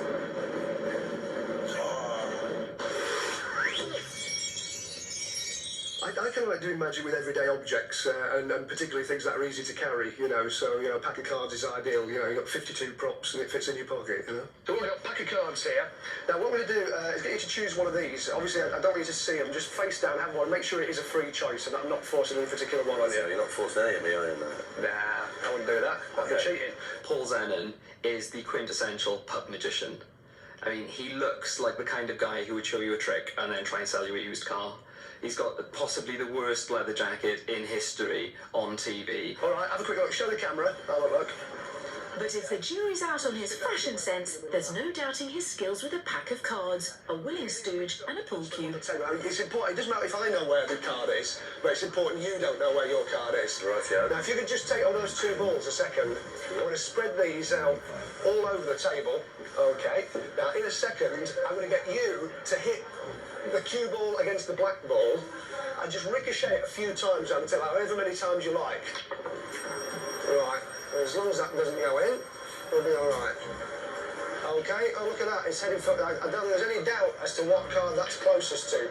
I think the trick with the pool ball landing on the card is just incredible, because if you look, you've got 52 cards and he spreads them out on the table. He's really got no way of knowing where that black ball is going to land. You chose, what's the card? You can name the card. It's the Queen of Hearts. Do you want to turn that one over? That's amazing, that's incredible. Yeah. Are you going to tell me how you do that or not? The only thing that was disappointing about that trick was the bloke's reaction. I mean, he went, oh, that's amazing. If I was Paul Zennon, I'd be, it's a miracle, it's not amazing, it's a miracle.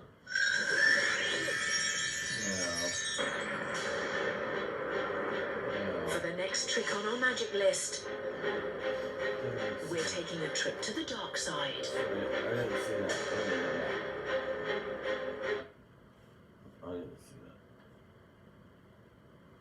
The only thing that was disappointing about that trick was the bloke's reaction. I mean, he went, oh, that's amazing. If I was Paul Zennon, I'd be, it's a miracle, it's not amazing, it's a miracle.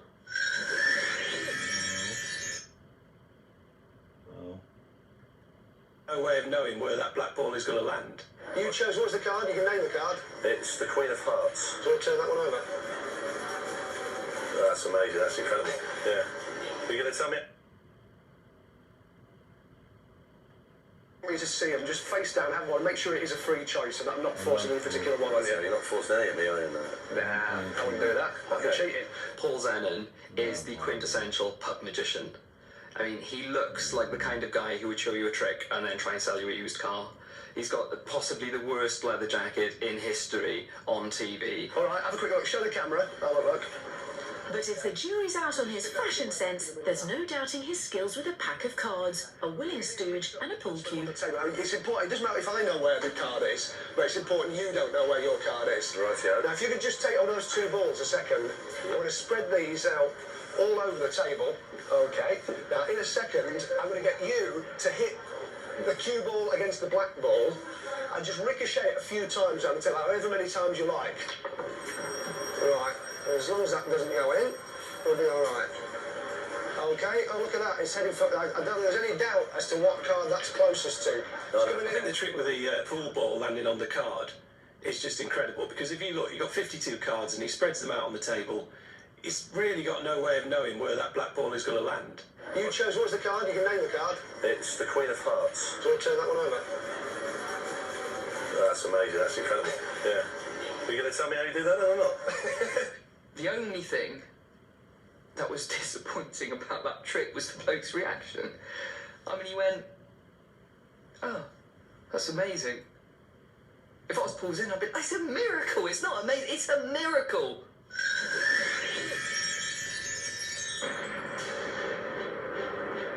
For the next trick on our magic list, we're taking a trip to the dark side.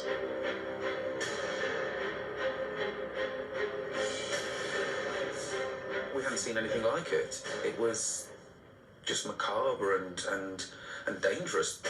Magician Simon Drake was certainly not afraid of shocking the audience. Simon Drake's brilliance was to marry the kinds of pleasure of a really schlocky Hammer horror movie with a genuine magic trick. It's a sort of traditional magic trick which we souped up and turned into a little story. And the story was that the assistants have inexplicably turned against Simon and decided to give him a taste of his own medicine. He took the guillotine trick, performed it on himself, which gave an added sense of danger. Everything we've seen as an audience before suggested that perhaps the little carrots either side would get chopped, but he would remain safe. That's the guillotine trick that people know. So to have this sudden twist, brilliant, delicious.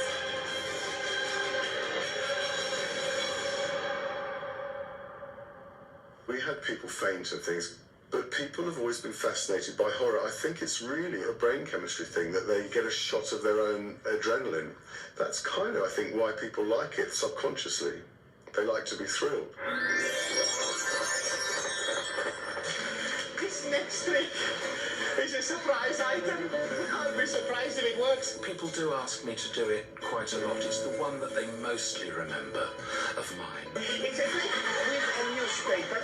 Well, I used to be on a program called Crackerjacks, right, every Friday. And as a kid, you couldn't wait for two people, Ali Bongo and the Great Soprendo. He's fantastic. And he's got the character spot on. So with that character, he could do anything. Jeffrey Durham, the comedy magician and entertainer, and former husband of Victoria Wood, is probably best known for playing the part of a magical Spaniard. Everybody to remember something in this copy of the newspaper.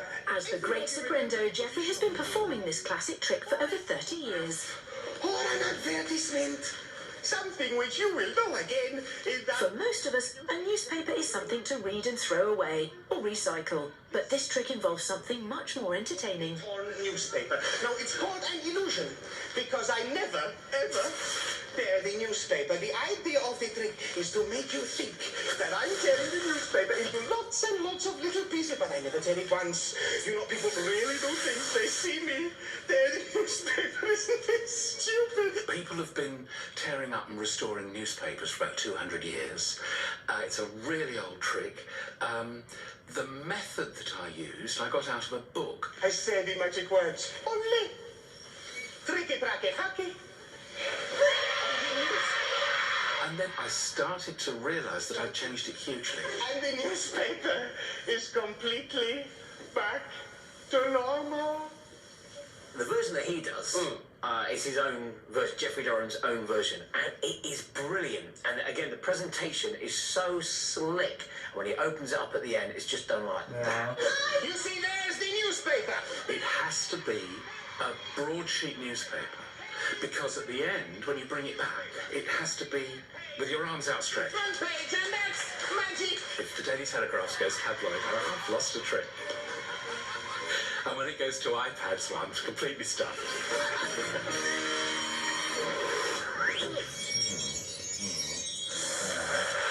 Siegfried and Roy, prime example. They are the kings of magic and illusion. They just bring a story to life using amazing and big productions. They would incorporate some standard illusions into the show, but by putting a big tiger into it, wow, it lifts it again. This illusion, entitled Dream, combined a number of the Teutonic pair's trademarks: a big cat, Hollywood production values, some camp but graceful stage moves, and a dramatic ending designed to leave audiences gasping in awe.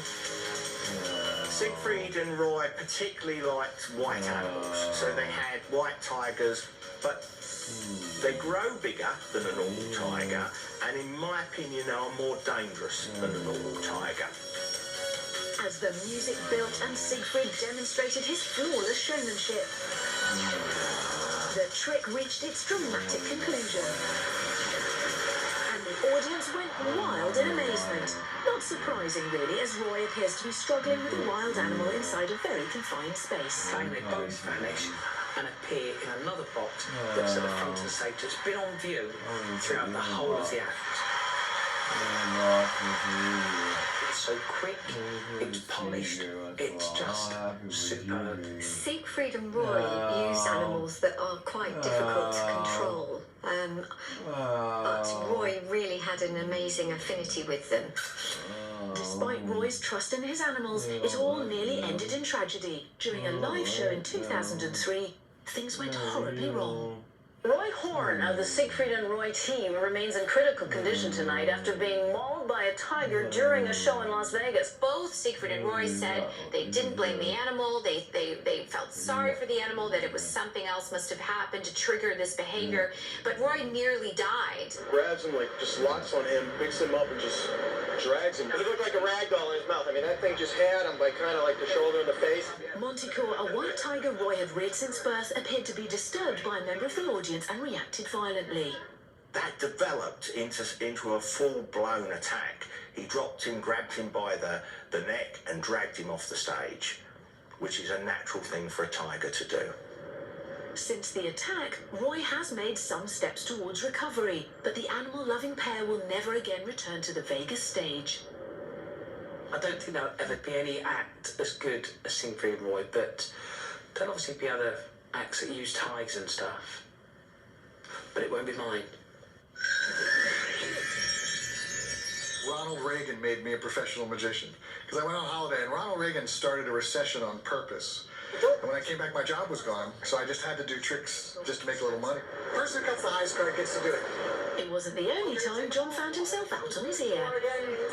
Danielle. He was the first person to be expelled from the Magic Circle in 85 years, after revealing the secret of a 3-card trick. But he didn't reveal the secret of this one. It's a classic plot. Something disappears, it ends up somewhere else.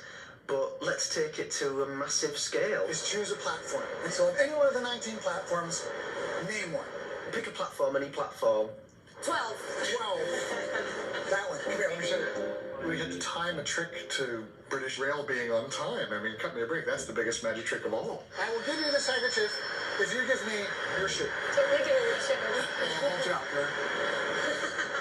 Okay, here you go. I'll swap you. And this train's coming in, that on a platform you've chosen, it's not random. The train is coming, so place it over top, just like that, okay? Now, here's the thing. Watch close. Making a shoe vanish, it can't go up your sleeve. You know, it's not a coin, it's not a card, you know? Check this out.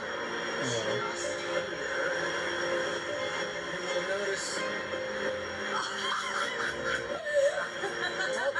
I told you, I said, no, My guilty pleasure was seeing my good mate Danny Buckler dressed as a sort of a Cinderella footman. He really wasn't happy to wear that outfit.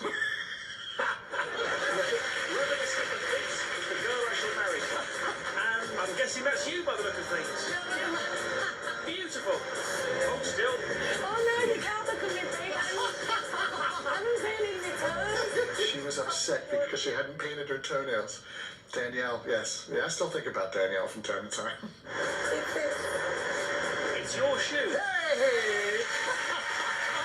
I was on the train, I've got the shoe, and I'm not telling you how I got the shoe, but I've got the shoe, and there's a man standing in between me and the door on his way to work. So I'm like, I'm sorry, Chief, but I don't know if you've noticed, but we're doing a little bit of filming on the stage. Is there any chance that I'm late for work? He was not best pleased that his morning commute was being interrupted by what appeared to be a French prince from the 19th century. People were trying to guess how things were done. Now, there was this website, and then this one guy, it was like he was there. It was step for step exactly what we did all the way through. And then at the very bottom he wrote, but of course, that's ridiculous. Nobody would do it like that. And nobody paid any attention to it. So the secret is held. So, bless you for that. I don't fool people very often. I mean, I do magic, but I'm a comedian. And that trick really fools people, and that's what I like about it. Still to come, plenty of magic moments to delight. They're so toned and they're just beautiful to look at. You're watching TV's 50 Greatest Magic Tricks, and before you can say abracadabra, here's another one. This next performance of the famous metamorphosis trick has been enjoyed by millions. Now, ready, Sooty, Izzy Wizzy, let's get busy. How about that? No, not Sooty's version. This more showy performance by the Pendragons. I became involved in magic when I was a student, and I met Jonathan Pendragon. I was a dance major and he was a theater major, and together we mixed those arts and combined them with the magic, which was his love. You could just sit and look at them, you know, they're just the way they're so toned and they're just beautiful to look at. You can't say that Charlotte's outfit is a big stage outfit. But the reason why her outfit's so skimpy is she's got a fantastic body. I'm not a great fan of a super high cut on the hips, but I think that was an 80s thing. I wanted to accomplish her metamorphosis is just this instantaneous piece of magic. You know, so less than a second, you see someone, they're gone, and another person is right there.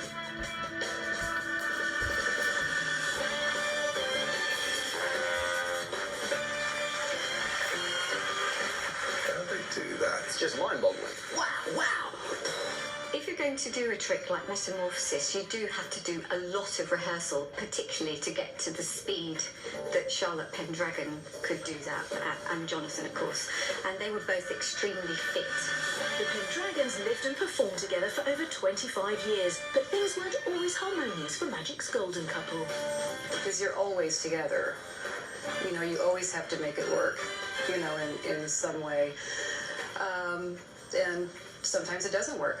But in 2009, it seems the stresses of their relationship got too much for Charlotte and Jonathan. Police were called to their home after reports that Jonathan had fired a gun. Charlotte said he shot it at the floor. The whole thing sounded crazy. Later on, Jonathan was sectioned for psychiatric issues. All I want to say is I would not want to run into a crazy gun-wielding magician any day of the week. The magic may be over for the Pendragons' relationship, but their routines live on. They've taken a classic of magic and illusion and perfected it in such a way that I don't believe that it could be bettered, ever.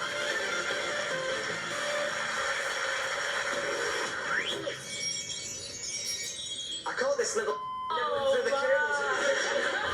Rest assured that no mice were harmed in the filming of this next trick.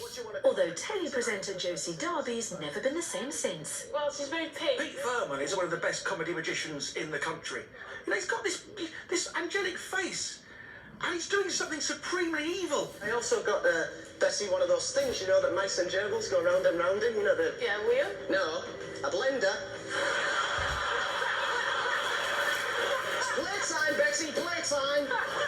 The mouse in the blender routine is basically upping the ante on the old can I borrow your watch, sir? I'm going to smash it up, and now it's okay. I mean, that's what it is. We just sort of, you know, took it to the max. Pick a number, 1, 2 or 3? 3. 3. 1. 2. That doesn't sound too bad. That sounds all right. Pete discovered quite a long time ago that if you just kill animals in the name of magic, it's hilarious. Either that or they're very, very offended. It just looks incredible, and it just looks like you killed a mouse. No, it's not trick, but I had fun. Thanks a lot for coming. So...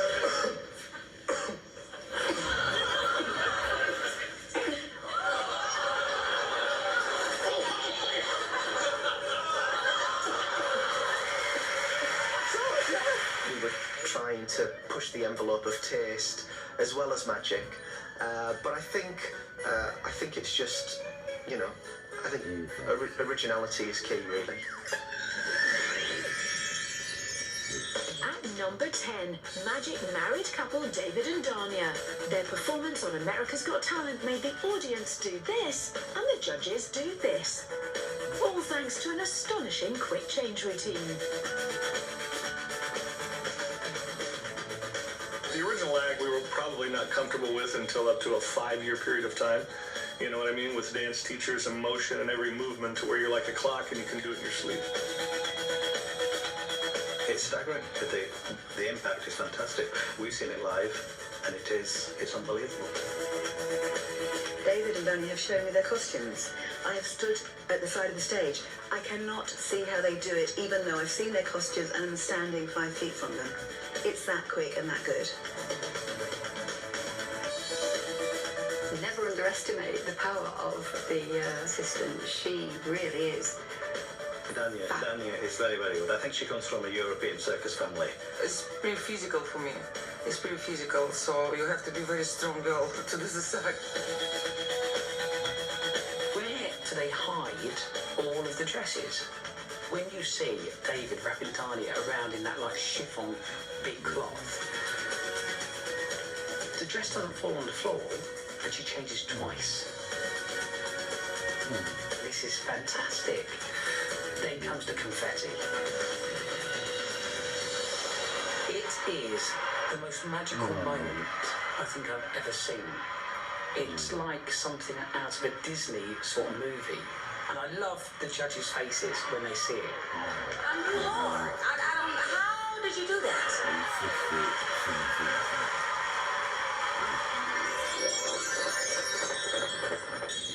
Next, a magic trick that should definitely come with a government health warning.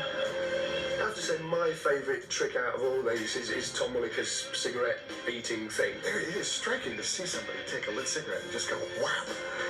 And there, not only one, you know, just whap, whap. My favourite bit in the whole thing is when he looks at the girl and smiles.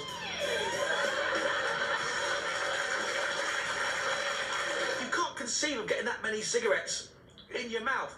And then he's opening his mouth up. Any trick that involves chewing or eating tobacco, we would definitely not advise. To the disappointment of tobacconists everywhere, Tom eventually decided to change his act and give up smoking. Apparently, it wasn't as painless as he made it look. I said to him, you can't stop doing it, it's great. And he said, you know, it hurts. And I went, I mean, it really is? He says, of course it hurts. I throw lit cigarettes in my mouth, it hurts. Oh, okay, you can stop. He's a nutter. He's crazy. What a mentalist, just... And that's crazy. Crazy he most definitely is. In 1996, escapologist Robert Gallup decided to perform the ultimate escape for an American TV special. Houdini, I mean, he escaped from handcuffs and manacles and mailbags and jail cells, and in fact was one of the first aviators in the world. I think, God, if he was alive today, what would he do? Robert decided that what he might do is escape from handcuffs, inside a chained mail sack, inside a locked cage, all whilst free-falling from an aeroplane. When he came up with that idea, I just thought it was crazy. There was some test cages that we needed to make, and we built a couple to see how they would fall and how they would fly, and you know, you have to test these things to find out how much time you've got before this thing hits the ground. Training for the death dive took about 9 months. Now, firstly, I had to learn how to skydive, but not just normal skydive. I actually had to learn how to pick locks in free fall. That in itself was a challenge. But yeah, I was nervous just before we got in the plane. But once we got in the plane, everything was like regimented, and we had to work to clockwork. So once I was in the plane, I was cool, but leading up to it, I was pretty scared. How can you control yourself when you're plummeting to the ground, you know? Just to have enough sense left in you to actually open something, extricate keys, locks, picks, that kind of thing. There's no getting around the fact that he was in mortal peril for a lot of that. What happens if his shoelace just got snagged on the prison cell that they've also thrown out of the plane? It really will go down in like the history of magic as probably the best escape there ever is, really.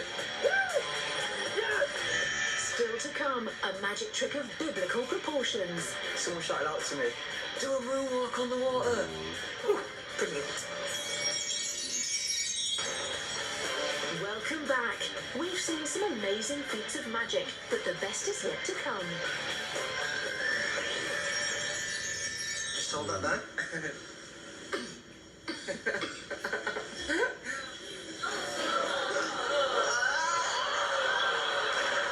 The goldfish trick came from a collaborative discussion, really. I remember being in the room when we all sort of brainstormed it. Fish, fishing, Now I'm going to send the line down a little bit at a time. maggots. Swallowing the thread and pulling it out of the stomach. We thought, what's the grossest possible stuff we could do with all these things?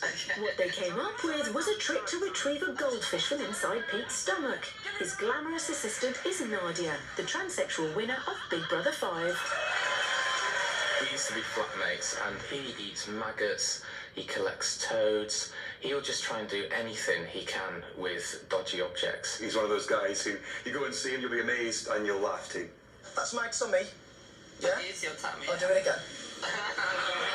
If you actually look closely, when he's pulling the thread out of his stomach, you can see a line of blood. The biggest, like, gross out moment was when I pulled down my eyelid. Come closer, come closer. Come closer. And that maggot just popped out. I mean, that was like a gasp in the studio. He just found the grossest thing possible, so he eats the maggot. There's no secret to that. He just practiced eating maggots. Oh, that's gross. For any animal lovers out there a bit worried about the maggot, unfortunately the maggot gets it. Nadia, grab the glass, grab the glass, grab the glass. We did have someone that had to okay the welfare of the goldfish. But I mean, I wasn't that bothered. They were only £1. I think I once regurgitated a frog. I don't know if that's magic or just bulimia. I regurgitated a pizza. Yeah. But that was not intentional, it was not magic either. So. I can say that the goldfish retired from show business after that performance, and they lived long and fruitful, fishy lives in North London. Our next trick is definitely not new. It was done before many years ago by a bloke called Jesus. But here's a skinny lad from Bradford with his own take on a biblical miracle. So I woke up at 6 in the morning and I thought, yeah, what can I do today? Called my boy Dan. He got the camera and we just moseyed on down there, you know, and yeah, it was a nice sunny day. Time to put River Thames back on the map. And that's how Dynamo came to the decision to attempt the feat of walking on water. Although, unlike Jesus, he had his boy Dan to capture the event for posterity. Dynamo's walking on water looked superb. Outside one of the world's most monumental buildings, you know, just outside Big Ben and the Houses of Parliament. Great. I took that first step and there was maybe 20 people looking. And by the time I got to the middle of the river and just kind of turned around and there's like 2,000 people on that bridge. At first I was like, we're obviously just walking on something, but then they have the strategically placed canoes that go right in his wake. I'm like, well, canoes couldn't go if there's something there. Easy going. There was a ferry going past.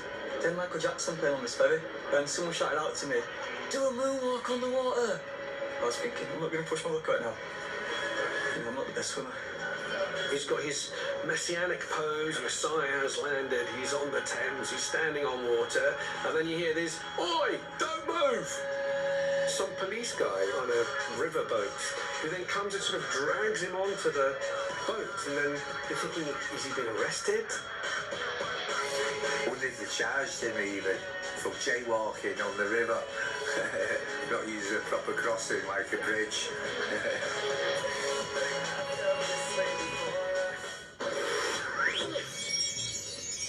Everyone's seen a magician put a girl in a box and then shove swords through, but normally it's some cheesy looking box and then they have these naff swords and they stick them through and you don't believe it's real in the slightest. At number 5, something for Flat Pack fans. Husband and wife team Shahid and Lisa Malik have been performing this death-defying but relatively cheap illusion for more than 30 years. It is an ordinary cardboard carton.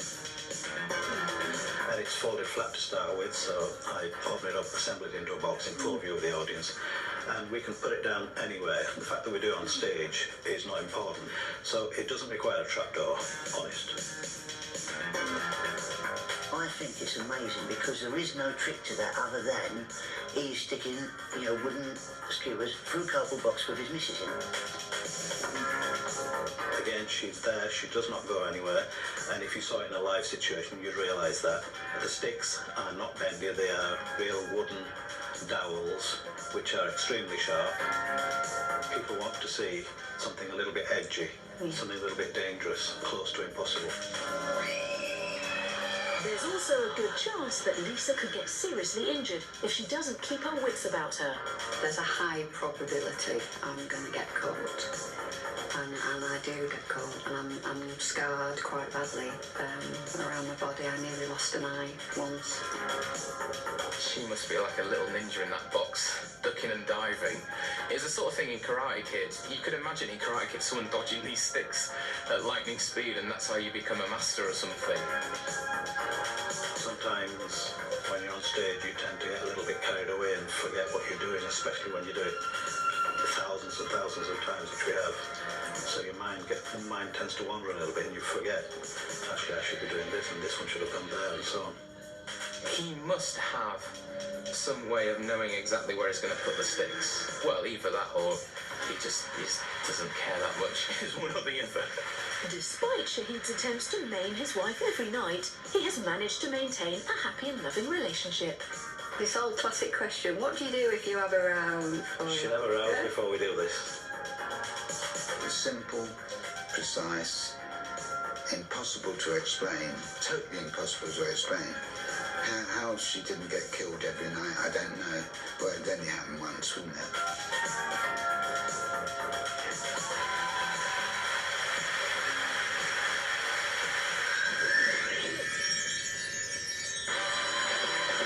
With his third appearance on our chart, Master Magician Paul Daniels, and a trick that requires speed of hand and tongue. It took me, I don't know, 18 months of doing it just about every night in working men's clubs. And every night coming home and thinking about it. See, I walk on, a mind reader, I know what you're thinking. What's that? Many people wonder, what is that? That is, in truth, the world's oldest recorded trick. Very simple game to follow. Is the ball in the cup, under the cup, or is it in my pocket? Desperately wishing he got... Paul has been performing the chop cup routine for decades and has perfected it to such a point that it's mind-boggling to watch. It just goes to show that practice really can make perfect. Is if I sneak it into my left hand? 'Cause if the ball's in my left hand, it's in my left hand. If it's not in my hand, it's under the cup. If it's under the cup, it's not in my hand at all. If it was in that hand, it could be in that. If it was in that, it could be up there. If it was up there, it could be down there. If it was in the pocket at the same time, it could be up there at the same time as on the cup. If they come the ball together, they can't be separate. They can't be together. If it's up there at the same time. Now, if the cup and the ball is separate and the cup is empty, you can't have the ball. You got the ball in the cup, you can't be in the pocket. In the pocket, you can't be in the can at the same time as on the cup. If, on the other hand, the ball and the cup are together, and the cup... You're not following this, are you? His brain works 10 times faster than anybody else's, I know.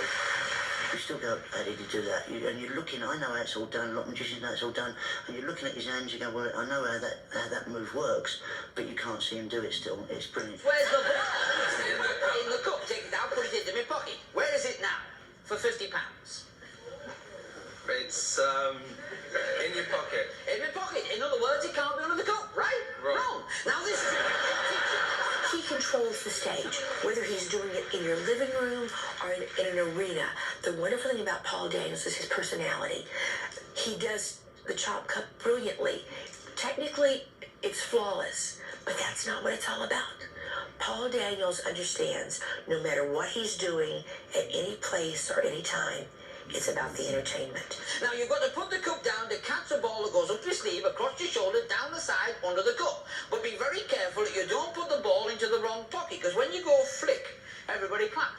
Why do they clap? Because when you flick, you've got a lemon. It travels on completely. The speed of it is amazing, his patter is incredible, and his misdirection with his jacket is impeccable. Brilliant. If you've got that, you'll go mad over the orange. I don't know where that... I still put lines in, I still think, I still dissect every trick I do.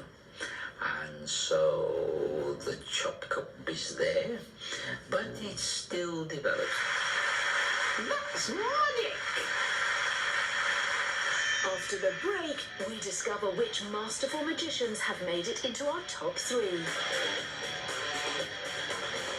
I would stick my neck out, I think, and say that I think this is the greatest magic trick of all time.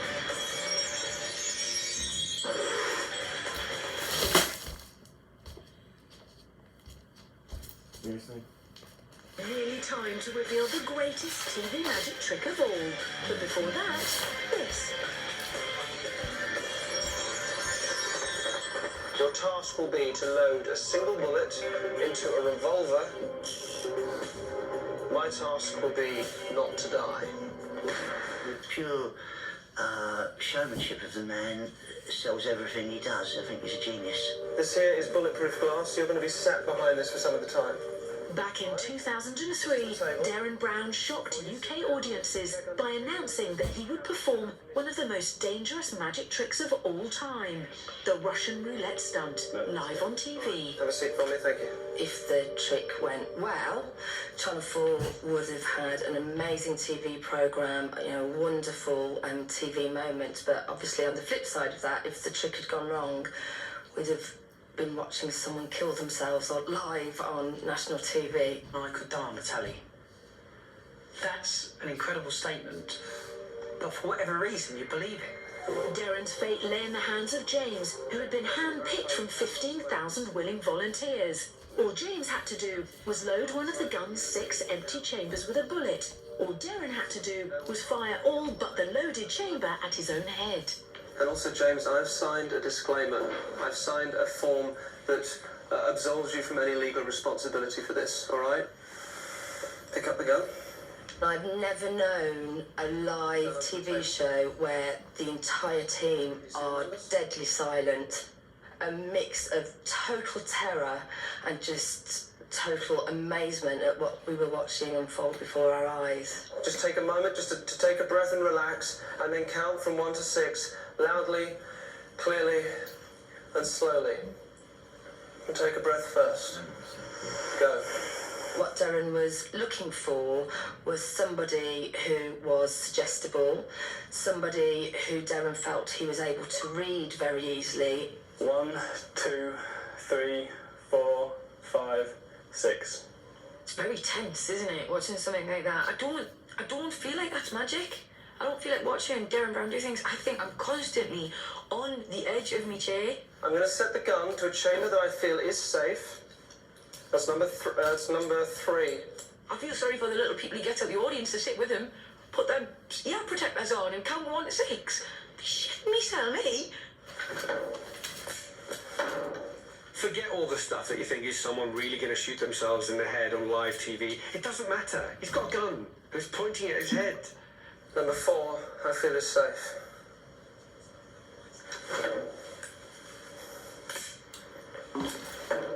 And then he makes a mistake. Number 5.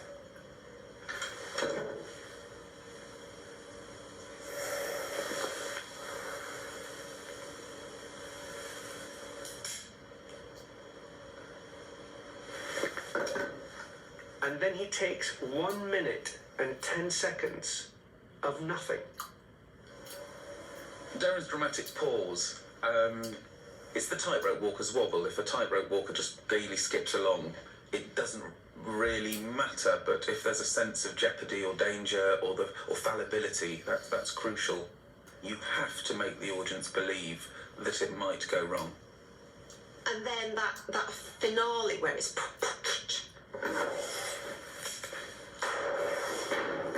Whew, brilliant.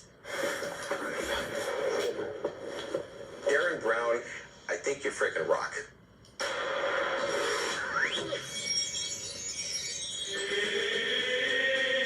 At number 2, the master of stage illusions and dry ice, David Copperfield, accompanied by a huge buzzsaw and his own attempt at electrical work.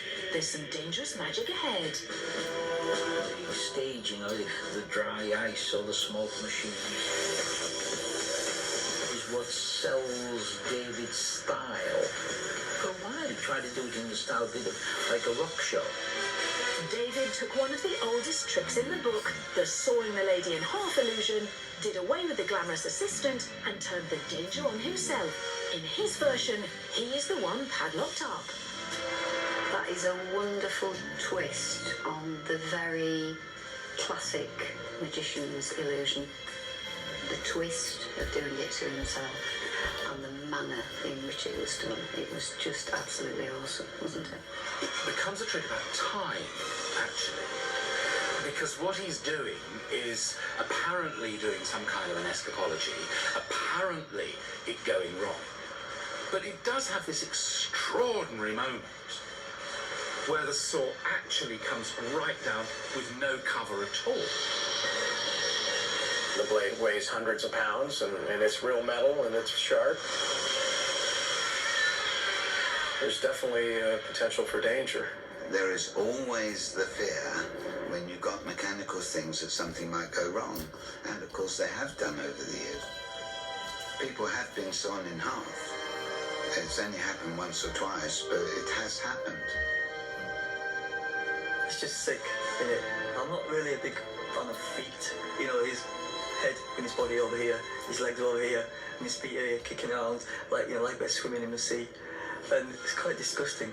What makes that trick better than all the other sawing hacks is that his presentation, his concept of turning back time to resolve the situation. You know, he kind of like looks up and the clock starts to go backwards and the blade turns reverse and pulls out. And so he's really turning back time to stay alive and to put himself back together and make the situation okay. It's like Marty McFly all over again. Yeah, and then, you know, when you stand up and it's just this dramatic pose, you know, like it's nothing. I rate it as one of the great tricks of all time. So who has out-magicked all of this lot to take the #1 spot? It seems truly magical with just about everything they do. Just when you think you know how it's done, they take it a whole different direction. It's better than good. It's great magic. Thank you, David. Thank you. Who are they talking about? We will leave you in suspense no longer. The magicians who performed TV's greatest magic trick are the legendary double-act Penn and Teller, with their death-defying magic bullet illusion. I need someone to pick a bullet from the audience. I think as a magic trick, it's probably the best thing we've done. I think what they've done with this trick is really pretty extraordinary. Just pick any one of those bullets here, please, sir. The bullet catch has been performed for centuries and involves a magician catching a bullet that's been fired from a gun.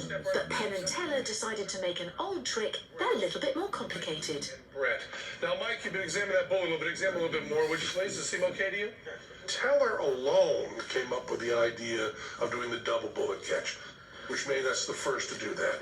And yours was a smiley face, and that's right there. To do the double bullet catch, to make it look doubly difficult, is one of the things that Penn and Teller do so brilliantly. This trick is definitely not without its dangers, and over the years some magicians have died performing it. Most famously magician Chung Ling Soo, who was killed on stage in London during a performance of the trick in 1918. Things can always go wrong. It's not a trick to mess about with. I want to brag about the fact that everybody else doing this, it was dangerous, and with us it's really safe. And, I hope these words don't echo with tremendous irony when you show this video after I've been shot in the face and killed, but I believe it's as safe as anything in anyone's show. I want you to draw a picture on the shell of it. We have moments of eye contact and we're doing checklists. I am prepared. It doesn't feel right to say we're not doing this trick tonight. There are levels and levels and levels of safety, although it is real guns and a real bullet, and all of that is true. Watch these bullets. We will not cross the line. Now, you could imagine they could be doing all sorts of tricks with the bullets and so on, but the bottom line comes down to this. At no point do they ever cross that line. They start off by saying they're going to move a bullet from one side of the stage to the other. And we're going to do it using these magic wands. These are 357 Magnum Colt Python magic wands. It's scary, it's really scary. The way they do it, their style of presentation. Be sure of your target. And you do really start thinking, they're just going to kill each other. Never point a gun at anything unless you intend to destroy it. And then you start to realize that they're aiming for each other's mouths. And that's when it starts getting scary. And I remember the first time firing the guns was horrible, horrible, horrible. We'd thought about everything. We'd worked for months, but now we were going to do this. Oh, man.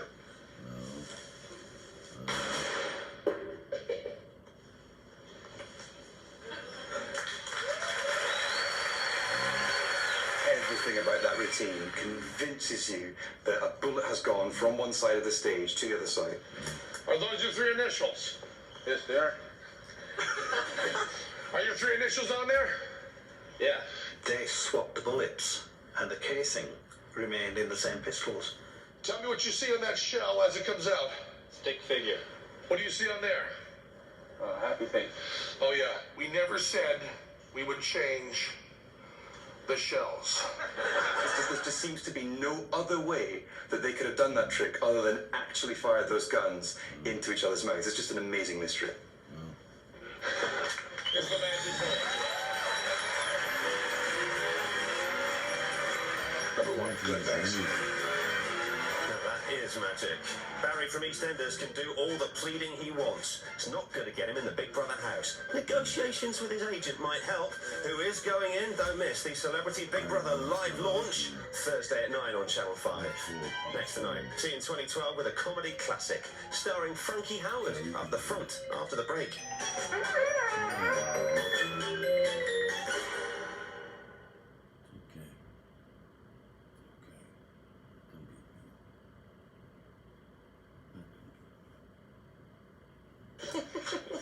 What you reading? Oh, nothing. It's called Love, Luck, and Cluster. Basically, I love it. It's called Love, Luck, and Cluster. It's an ebook. Love, Luck, and Cluster. It's called Love, Luck, and Cluster. Cluster, cluster, cluster, cluster. It's this amazing new ebook I got in Kobo Plus. Get unlimited ebooks and audiobooks you'll really love. Naked Grandma! Naked, huh? This show is going to hell. It's time to break. You want to live? There's not a lot of room. There's not a lot of room.